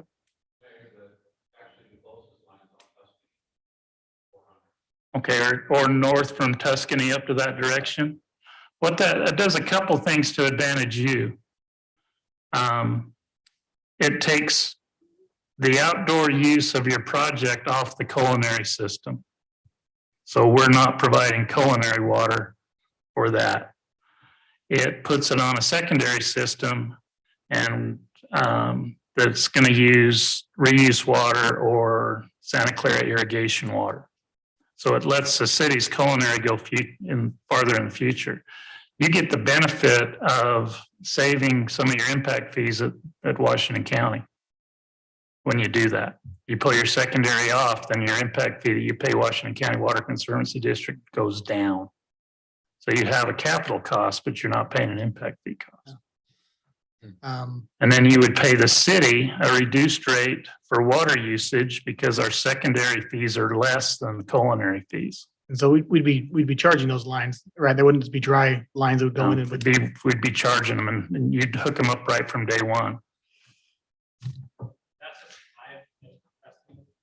Yeah, it's a live line that's down on the south side of Tuscany. That's just a block to the south. Probably. I would just put it inside the Hamlin Parkway right away. And then come in somewhere, tie it to your project with a meter somewhere in the Hamlin Parkway side. You'd have dual secondary lines inside your project that would provide irrigation to all your open space amenities. The Black Desert, Regal Black Desert is doing it. They've got an access right there, and it helps the city meet our water conservation goals. I'll bet economically, I haven't done the math, but it's time you figure all the impact fee savings, I would imagine it may even be a benefit for you. It's definitely nothing I'm against. I'm just trying to understand it. right now myself. I've always felt like I've worked with the city, the requests that have come to me. I think this is probably something we can look at to see, make sure it makes sense. I think it probably does. And I'm not conditioning your project on it. I'm just throwing it out there. It's the first time it's ever been brought up, and I'm not against it at all. I think water conservation is very important. So we'll look at it and see what it'll take to do that, but okay, I'm not opposed to it. Could you tell me what with the if I were to dedicate the Hamlin Parkway piece back to the city, if I got that back and had to dedicate that back over, would I be asked to do any improvements? I don't see how we would ask him to do improvements where the road's not needed today, and we didn't ask That's a big thing for me. the other project. If that's the case, I mean, I'm sure I could do the secondary water, not have to do the improvements along the road that doesn't go anywhere. But we don't know. The reason I say I hesitate on putting the improvements is we don't know what that road section is going to be yet. Exactly. We've got the 100-foot right of way. It's not going to be a 100-foot road by all the studies that I've seen. We don't know what it's going to be yet. So it would just be the wall. Yeah, you'd have to build the wall. Got to build the wall. And if we could get the secondary run up into that area, that's expanding that system. We could have it available if we wanted to convert some of the other projects up in that corner. That would be a plus, be able to eventually loop it back to the Red Mountain line. There's some city side advantages as far as meeting some other goals that the city has, having that up into there, plus just reducing your culinary water consumption is secondary should water be number one on everybody's list right now. Right. Yeah. Is secondary water allowed to be used in water features like the slides and things that I've got planned? Is that probably your water features? I'm not sure, but your outside irrigation use, all your shrubbery, your lawn, right? Those areas it could be. I wouldn't put it in your water feature. No, not in a splash pad or a water feature, but yeah. Robert, it's a 50% savings to go with irrigation, and you take 200 at, I don't remember the townhome, they do it per door, but I think it's $7,000 or $8,000. Yeah. So, 200, you're probably right, Mayor. If it's not a savings, it's probably a wash. And it's a good savings going forward because that secondary rate is going to be less than the culinary rate. Is that coming from the city? City secondary water? It'd be city secondary water. Has to be city secondary. They won't take canal company. Has to be city operated. I think it makes a lot of sense. And again, I'm not against the idea. I like working with the city with requests that come to me. Maybe too much. Got me in trouble this last time. Go ahead. Can I ask you this? Time is of the essence with us in these tax credits, where we have. I don't know how familiar you are with it, but there's investors that big corporations that come in and pay, for these tax credits, and so we're currently in the process of negotiating with different investors on these tax credits, and there's a chance we could miss a window from our highest bidder to our next highest bidder, which is a significant amount, if we're not able to close. And I don't have an exact time frame or anything like that, but anyway, there's a concern that we may miss out on what we could have received. So I'm wondering, there's a little bit of work to do here with the COG and getting that reversed and going back, getting that land swapped. I think that they can take a concurrent path. What I would suggest, and Jim and Matt correctly, is get your PDA in the process right now. Well, that's part of the drawings that I believe they submitted last night. I think they're close on that, but get that. Yeah, we do have to notice commission. it. There's a noticing requirement, but it'll go to planning commission, then it'll come before the council. Get that going. But we can get that going, but I don't know about the timeline for the property. Well, I think that can happen really fast. Could it be conditional upon this? Well, the COG's going to be your public hearing. I think I can get the COG approval Just how long is it going to take to prepare a quitclaim deed? Right. What? I get that done in a day.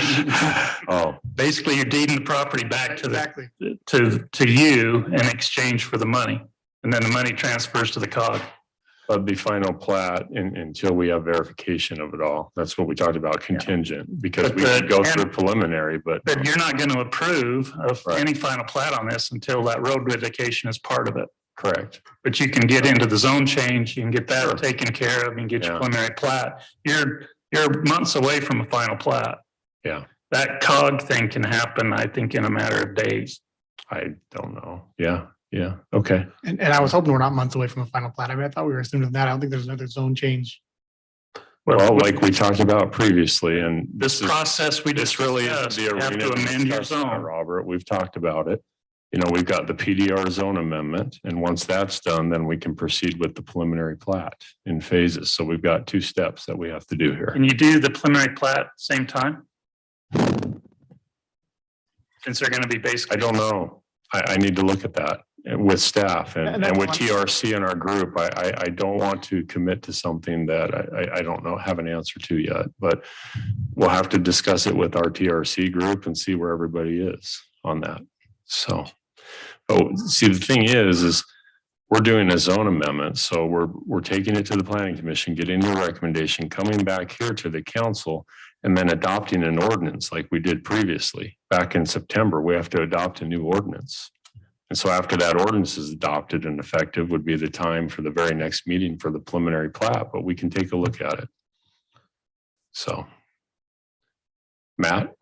Yeah, and from my perspective, I think it could be done. I just defer to Jim on that because that depends a lot more on staff, you know, than anything I would be doing. So. Yeah. We've done that once before. And And we made it subject to the approval of council. When I was on the planning commission, we approved the preliminary plat at the same, after the amendment. So you did the amendment public First. hearing because that requires a notice, and then you did the preliminary. And then the plat. preliminary But plat, we're relying on the planning commission to be okay with that. as correct, Well, and just made it subject to yeah, condition of council. yeah. I just don't want to make errors by rushing things. I'm just trying to be clear and consistent with everybody. Yep. So. Okay. You guys okay with that? Yeah, just one more quick question. So I'm under project plan amendments in the code. And have you already looked through that, Jim? Like, because it has like percentages of where it doesn't actually come back to the council, it just goes to the planning commission. That is something we reviewed as part of this, So but it is the cap changed. is clear that it cannot exceed a maximum of 12 units per acre. Your maximum density, what that was intended for, and we've had some discussions, maybe someone has 11 units per acre, but they found a little wiggle or some area in the plan to allow for another unit or two, a couple more units that work. And that could go to the planning commission and something could happen, but it doesn't allow for it to exceed 12 units per acre. And Matt and I and Brock have had that very discussion. So that's where we've kind of put some time behind this, trying to figure out a solution. And we did look at that. I guess just my question is if they have an increased density by more than 5%, it doesn't have to come back to council. So you can cut that out of the whole process according to the ordinance. No, Matt, I'm going to let you answer that one because I tried to answer it, but we had this very discussion. Yeah, in fact, I'm kind of looking over Jarrett's shoulder here because we did look at it, but I don't have it in front of me. We had this issue with a couple other projects and Yeah. there's some subjectivity to some of it, but. And that's my concern, the subjectivity to it, you know, case by case, rather than a clear and consistent determination, because it's very clear in section 1768-050B that the maximum density in a PDR is 12 units per acre, maximum. But he'll be under. He'd be under 12 with He'll be under the that. amendment. It'll be under with the road. That's 11.99. Yes. Well, 20.07 divided by 12, or Oh. you see what I'm saying? Jim, Okay. let's look at it again. Let's look at. Well, it this is a again. different wiggle, but the fact of the matter is there's another unit he's requesting as well. Sure. Well, The adopted ordinance says 239, not 240. yeah, let's look at it again, because I think Jim, I think we were looking at this in the context of trying to get that additional density without Okay. having the 20 acres. Right. But it might be worthwhile for you and I to take a second look at this, because I think Jarrett has a point. We may be able to just have a planning commission approval where he's got the acreage. Where he's got the acreage. Okay. Right. So that's what we're talking about, is getting. It is now that we've, and I apologize, we have a solution, just a lot going on. It's a real moving target here. We have spent considerable amount of time and just hours and hours on this. And we have a solution now where the 0.92 is going to work. If the money goes back to the COG, then we can take a look at that. But we still have the ordinance that limits us to 239. So I guess we do one at PC and the other at council, just an ordinance amendment. No, this. Yeah, and I guess I'm not, I don't think. I don't know what else would be in the plan amendment other than the residential density change from 239 to 240. If that's all it is, I think we would fall under this, but I know there's some other stuff going on that more of the details. And that's why we need time as staff and a TRC to make sure we get it right. So errors are not made. Yeah. Because it's complicated. So there's no other changes that are being, other than the one unit. We've added parking, we've added a trash enclosure, we've closed off a road. We've closed a road off and provided pedestrian Right, access. but things that wouldn't prevent a change, like you mentioned in the project plan amendments here. And Jared, thanks for bringing this up. This is something I explored as well, or brought up as well, trying to look for any way to have it make sense. So Matt, thank you again for looking at that. Well, yeah, and like I said, I'm not saying one way or the other. I think we just need to look at it again in the context of what has been discussed tonight. But I do think that there is a possibility now that we've got the acreage issue, sounds like resolved. So. Yeah, and there is that in the ordinance that does allow for that. But the previous scenario where the acreage didn't work, it was a no-go. But now I think we can look at it. Yeah, I agree. So, okay. Okay.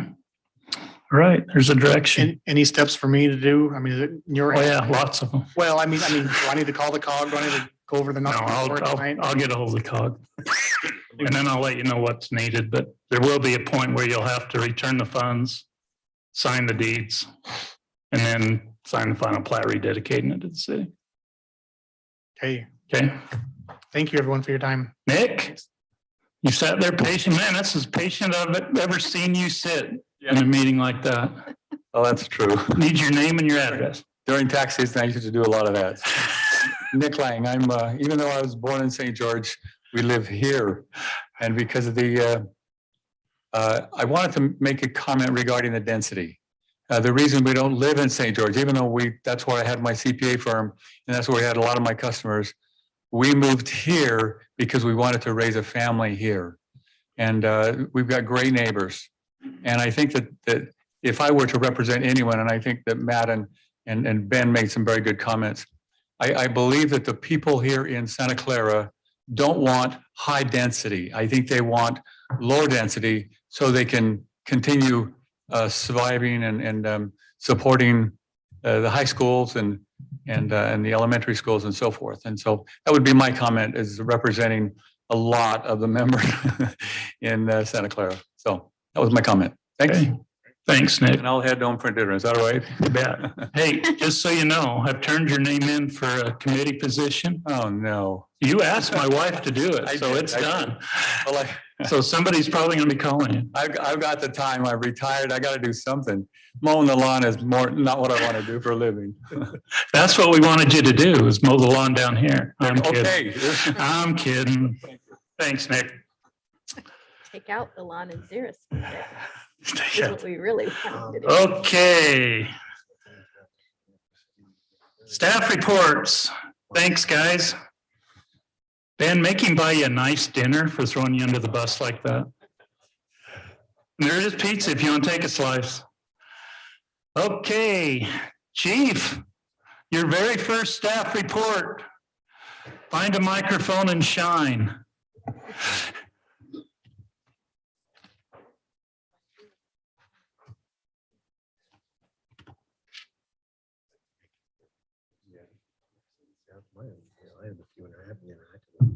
Okay, one more piece. All right, good evening. I won't sleep. Glad to be here. That's good. Yeah. So just briefly getting my first few days under my belt, but getting acquainted with this various, obviously the police chief has kind of been some of the things on my radar, trying to obviously make contacts over at Ivan's, kind of getting out and just getting to know the other council as well. So it's been a busy week. And then meeting with Assistant Chief Ty as well, trying to get some organizational planning going for us. We're looking at developing an organizational framework, kind of remodeling some of our programs, which includes like fire prevention, risk reduction, trying to realign a lot of our programs so they make sense for the personnel that we have. So one of our plan review inspections, we went to the Ivan's TRC. We haven't, obviously yours is tomorrow. So we'll be attending that, but doing some plan reviews for Ivan's, Black Desert. So we look forward to participating in our TRC as well. So it's been enlightening for me, working with one of our captains that does the inspection con, very knowledgeable, and he's been helpful in providing some good insight there. So with that, mainly for us this week is just organizing the department, trying to get things more clearly defined, trying to identify our budgets, parameters, being specific, for instance, with the potential new hires that we have, really identifying what the cost is to outfit them, having spreadsheets and those things available. That way we can plan for what that might cost. So that's really where I'm at right now, just keep dialing into the budget, trying to reorganize our staff structure with the personnel that we have, providing that service. Potentially, we'll probably go, right now we have Medic 31, as you all know, that responds with the rescue, which is a pickup truck. So that goes out 4 calls. The other night I was going home, there was a second call that came in. So that's where Medic 32 has to be staffed, and there was a delay on that response. So that individual was waiting there until somebody came in. So the plan is once we get potentially that third person, we'll have the engine up and running, and then we'll have that medic staff, hopefully with part-time folks. That way we can eliminate the drawdown. There will always be like a paramedic ALS response available. So that's kind of where we're going. A lot of it's just planning, organizing. My intent is to have a 100-day plan, which I gave to management that kind of outlines what our goals and objectives are. And that's kind of where we're at with that. And there's some other nitty-gritty things that around the station projects, working with Brad on some station remodeling, some landscape projects that's taking place this weekend. There's maintenance and other things happening with our rigs that we need to identify, but we're working towards that. So that's pretty much the overview of where we're at as the fire department this week, but I'm sure I'll have a lot more. It's been busy, exciting, and I think there's big things ahead of us. So any questions on anything up to this point? You look good in the uniform. Thank you. So those are some of the things that you guys will be seeing, and I think it'll be exciting. It'll be fun. So okay. Thank you. Thank you, Chief. Sure. Bradley?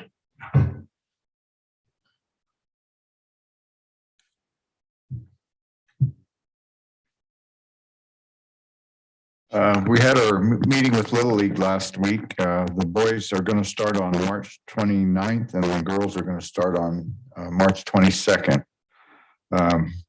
We agreed, like in the past, we're going to go ahead and keep the fields prepped, chalk them for them, and then they come and play, keep the place clean, and we'll do trash and bathroom cleanup like that. That worked pretty good last year. It keeps the fields in good shape and everybody has a good time. SU baseball tournament we have this weekend. There's also a Dirty Hurdy relay out in the South Hills, and they'll run along Highway 18 and then go down behind the shop. So it really won't affect the city much other than having people being bussed up to the hills where they start, and it ends in Ivans, so it doesn't really impact us. Next weekend, we have the Epic True Grit mountain bike race here at City Hall. And we also have Rocky Mountain School of Baseball March Madness. So it's going to be a busy weekend. And the weekend after that, we have the Kurt Garrisoli SU baseball tournament, March 26th and 27th. And this Saturday, we have a DSU class coming out to help with the fire department. So to try to get some landscaping done. So we'll have a lot of fun out there on Saturday.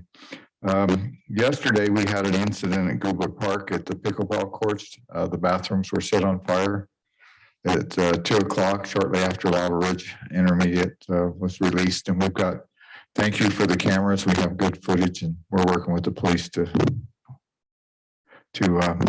find out who they are and then move forward. How much damage, Brad?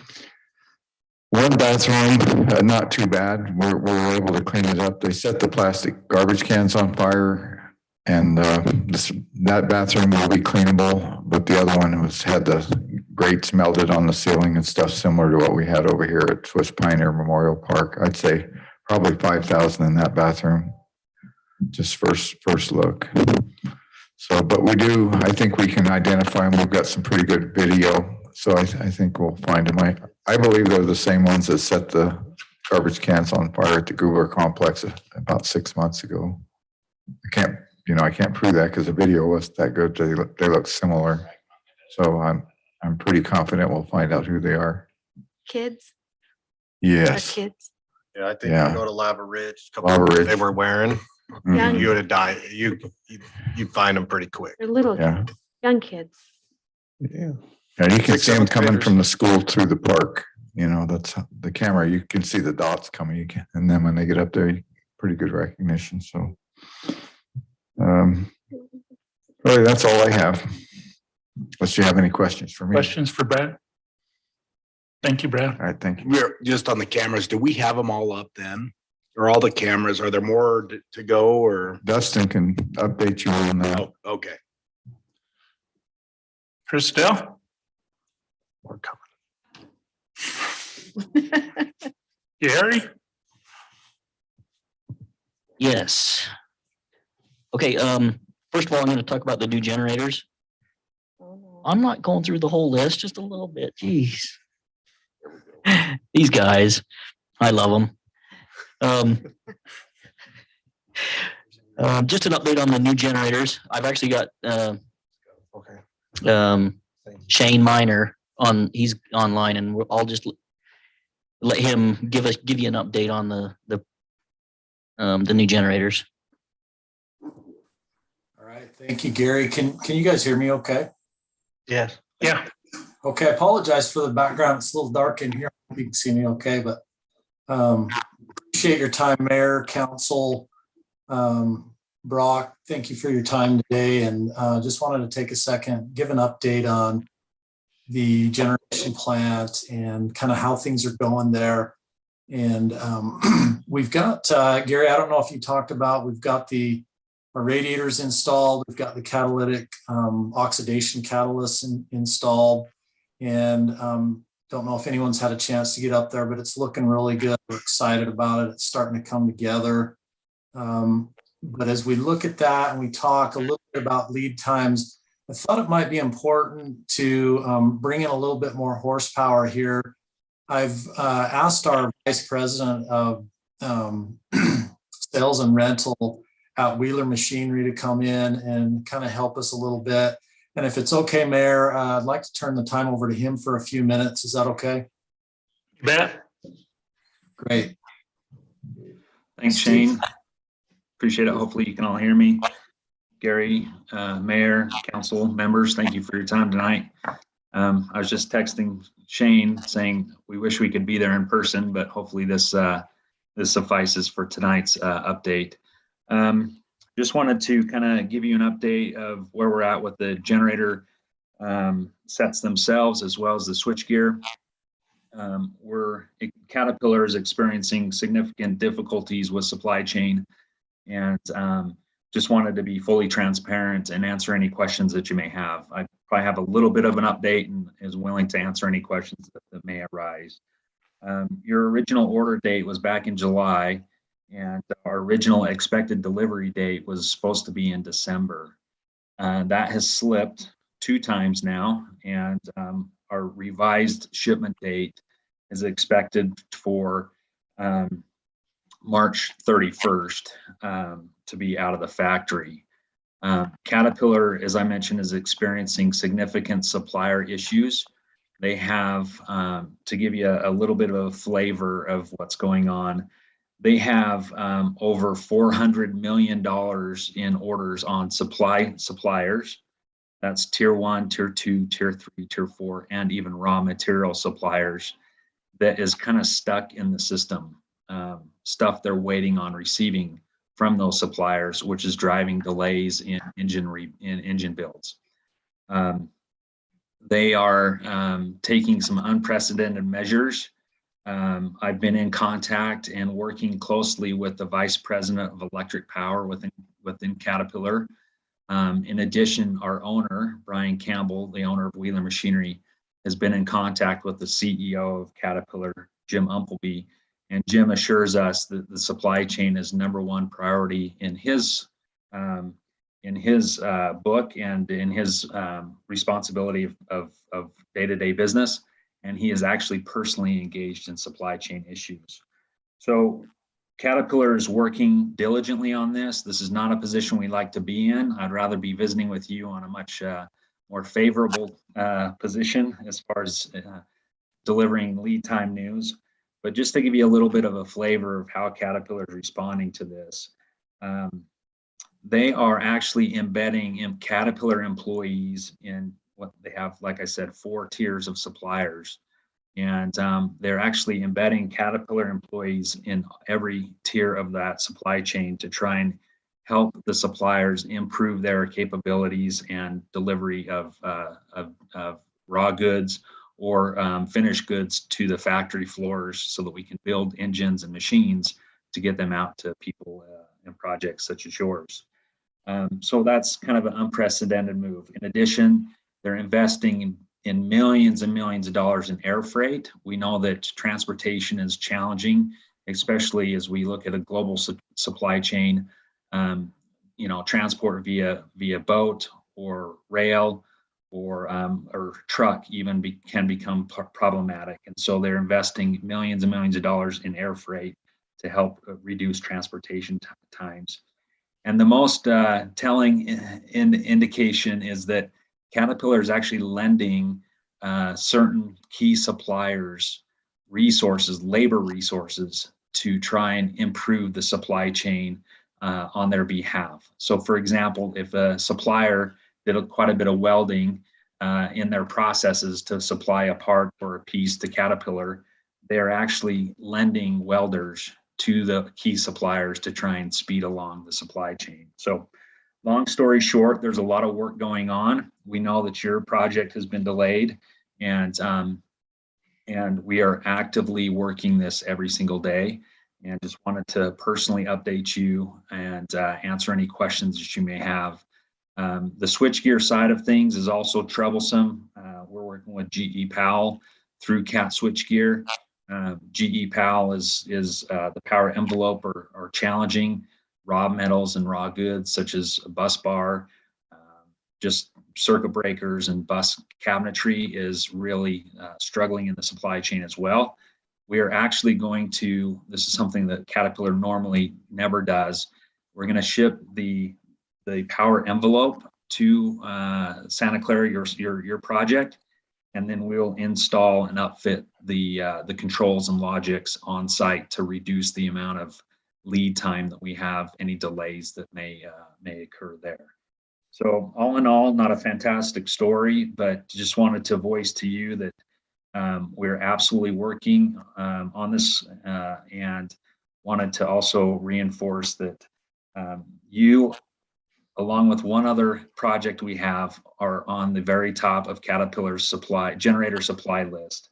You are on the very top for the Fast Start product, and is very much gaining a lot of attention within Caterpillar. So I'm open to answering any questions. Shane, do you have any other comments or any other topics that we may need to cover that I may have missed? I'm happy to I think answer any you- questions as Yeah, well. I think you hit it on the head, Steve. Yeah, so I'm also willing to, if there's any questions, we can help out here.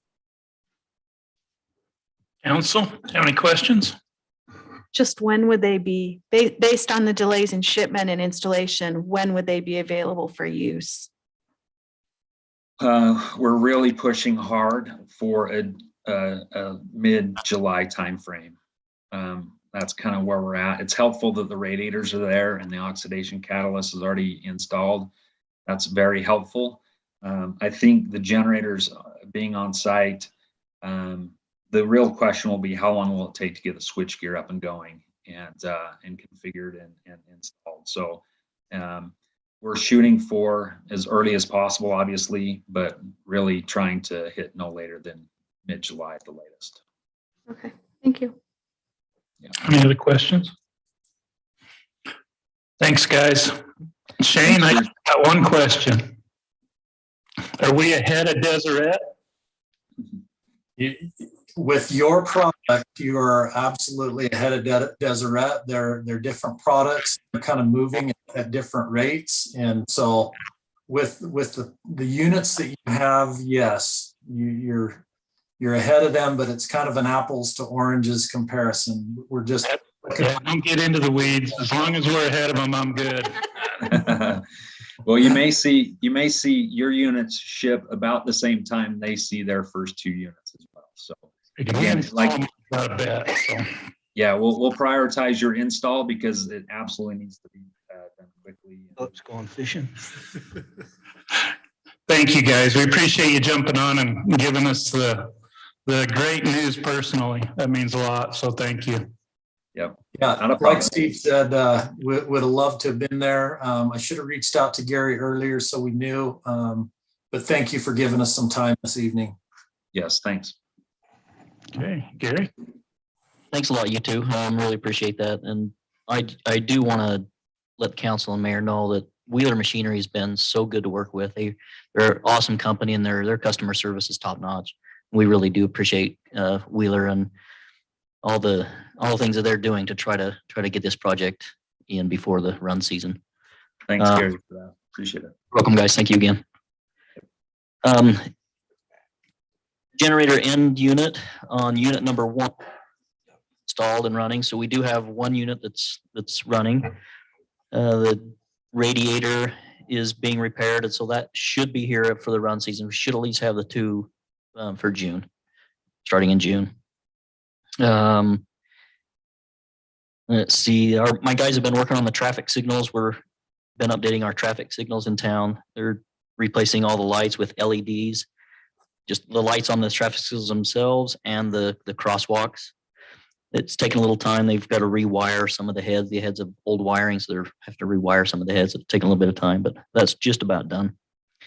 Our apprentice lineman, Thomas Hellstone, tomorrow he'll be taking his 2nd year step test. So we wish him good luck. It'd be nice to have him on his 3rd year. Once he becomes a 3rd year lineman or 3rd year apprentice, he can start going on call. So that'll lessen the pressure on the other guys for being on call.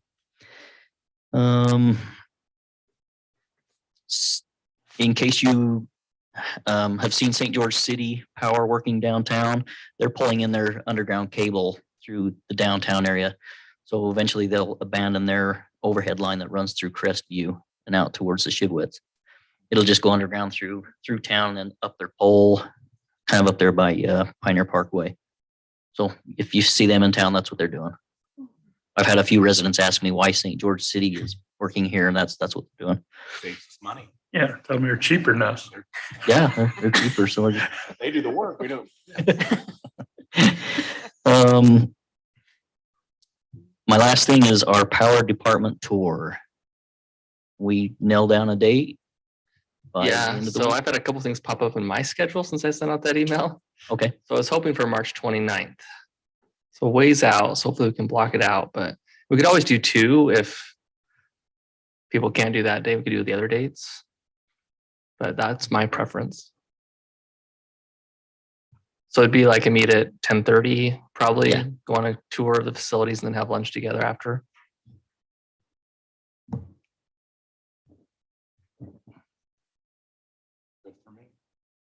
That good? I'll make it work. The 29th? Yeah, March 29th, At 10:30. 10:30? Do you want to meet here at City Hall and then we'll Yes, drive out from there? Okay, that'd be awesome. 29th it is. Okay, that's all I have. Any questions for me? Can't wait to see those generators on the 29th. Oh, wait. Not those ones. We'll see the old ones. We'll show you the old ones. They'll be there.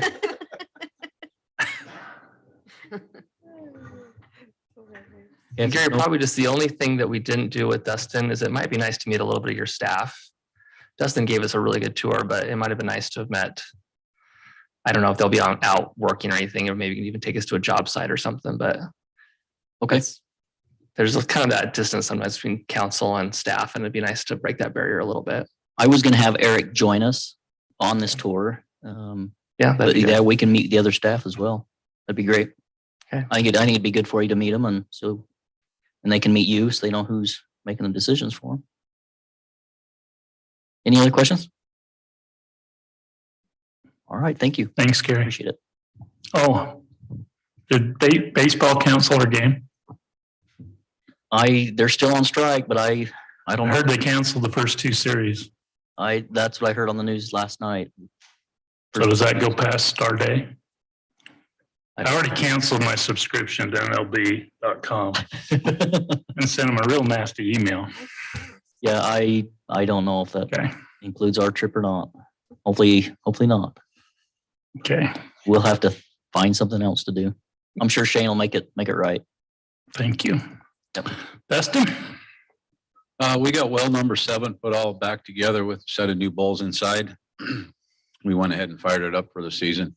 We're getting about 550 gallons per minute out of it. So we're hoping for a successful run season with that one. We got the curb and gutter poured on Friday on Arrowhead Trail. The crew is going to start with the pavement from the existing road to the new curb and gutter, and then they'll work on the sidewalk. I have 4 employees over at the Rural Water Association this week testing for water distribution and sewer collection. Our 9th employee started in February. It's made a huge difference. I want to thank you for your support on that. I had a pre-construction meeting last week with the contractor and the owner for the point at Snow Canyon. So they've got started over there this week and going to get moving along on that development. I'm getting ready to join up with Ivans and bid out a slurry and chip seal project for the valley. We should have a bid opening on the 23rd of March, and I'll bring that back then. On the cameras, we have 2 being installed at our 2 water tanks. I've got internet finally installed there, and I think they're going to hang the cameras this week, so we'll be able to keep our eye on those sites. That's all I have. Do you have any questions for me? Questions for Dustin? I was going to ask about the little bit of road that's missing on Canyon View. Has that been repaired already, or is it going to be soon? No, we tried to get asphalt last week, but it was too cold. Nobody was making. They're shooting for tomorrow. Okay. Yeah, that'll get taken care of soon. In the building department, we've been busy. We're at 70 permits, building home permits for this fiscal year. We got new 11 home permits in the process. 3 pools, the commercial with O'Reilly's, you see that going on up there. There's also some various permits and plan review, 12 pools, some commercial and awning. No solar permits recently. We got 366 active building permits, and the building department, I should say, Cody and Fred been inspecting about 410 building inspections for the month. So on the zoning, in the zoning department with Jim, they've proposed amendment for the, I say this right, Giovanni commercial subdivision. Is that how you pronounce it? Giovingo? Okay. So proposed amendment on that one. And then I know he's going to, on the 10th of March, introduce Logan Blake on the new planning commission.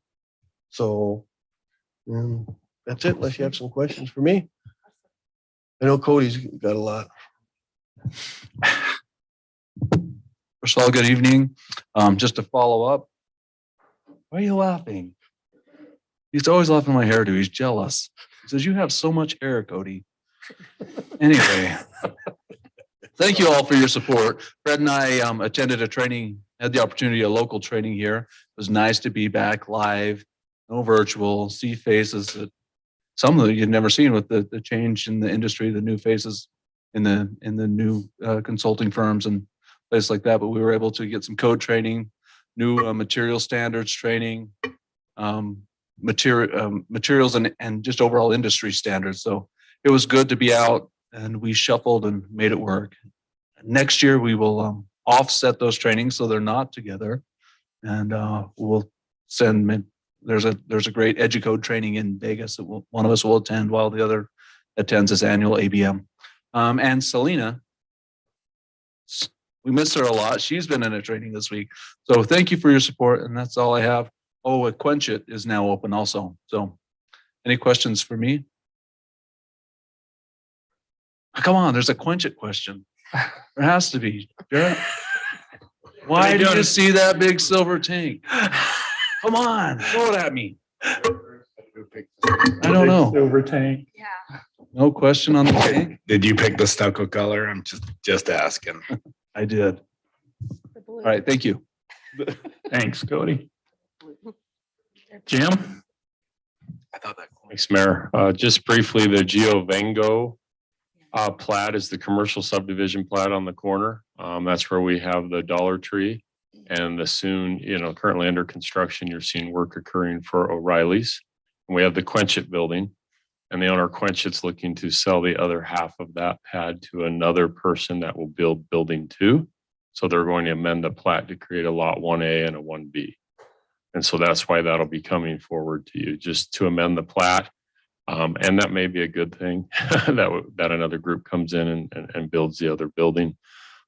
We'll see how that goes, but she doesn't have it in her to be involved in that anymore. I think she's good.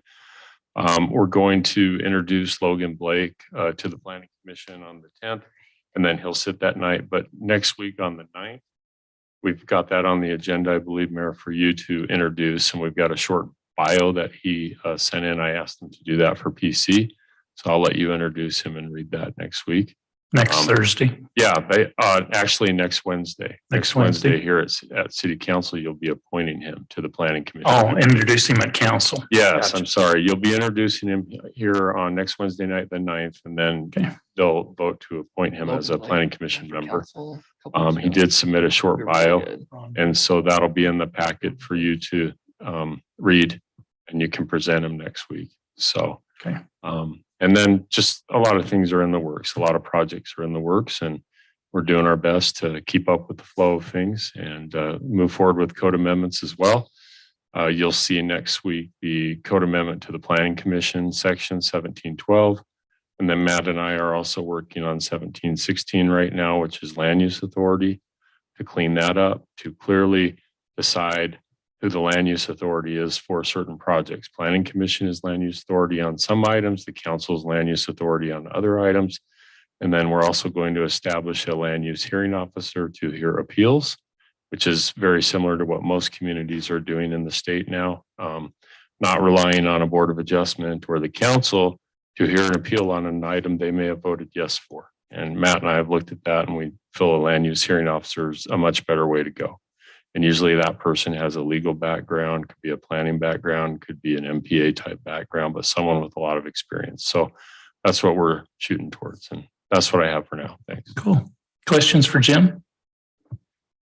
Thank you, Jim. Appreciate you. Mr. Jacobson? Yeah. Starting the light on the Quench It. Saturday is their grand opening at noon. If you'd like to attend that, there'll be a ribbon cutting there at noon. Also on Saturday, part of their grand opening, it's a free drink going through each vehicle. So we'll go and grab a drink. That Lena has visited already. Said the cookie there is delicious. So I go to every new business that opens. As far as cameras, Dustin talked about those. We talked about we're having cameras adding at the fire station. We're gonna, on the camera side, we've got things there, but we're consistently, if there's issues or finding places where we're having issues, we're adding cameras as or places arise that we need to have cameras. So that's kind of just an ongoing there. If you're interested, Christelle and I, we flew the drone last week. We flew footage of Black Desert and of Solus and where that's at. So we talked about she's going to put that together. We'll send it to you, kind of see where that's at from last week, where they're at on that. So moving along. Last week on Thursday, Debbie and I sat in on, we did a ratings presentation to Standards and Poor's on the fiber bonds. So we did that. That was a good experience. And so we did that. They're been back and a lot of information they're asking for, still some updated information, new information for clarification, but did that. We'll see. We're waiting to March 24th when we're supposed to get our rating. And that's what kind of keeps getting pushed. It was supposed to be the end of the week, but it's just getting pushed. So, but we'll have that rating done and then we'll work on getting the bonds closed. So that they're still full ahead on everything else on design and getting that ready to go. So, but and that we're working budgets on that. Thank you for tonight's discussion on that, but we will bring them back at the work meeting, hopefully in April, bring them back updated budget where we're at and getting things ready for public hearings. So that's all I have. Questions for Brock? I have a question. Can we invite the basketball team to come and visit us and give them a hoorah? Maybe we all wear our Snow Canyon colors and shirts in support of them. That whenever night we do that. It's too cold to ride on a fire truck and all that this time of year. So to have them come here, I think would be appropriate. Yeah, I'll arrange that. Cool. So Good. It's on my list. Anything else for Brock? Council, anything you want to add? Selena, you got a closing thought? Thank you, Selena. I enjoyed my training for the week. You have to remember your training. I still have 2 more days. she's been at Cedar recorders training, so that's where she's been at. So and she's been hanging with my old staff. Yes, she has. Very highly of you. Yeah, they were browbeat well. Okay, well, if there's nothing else, let's go home. This meeting.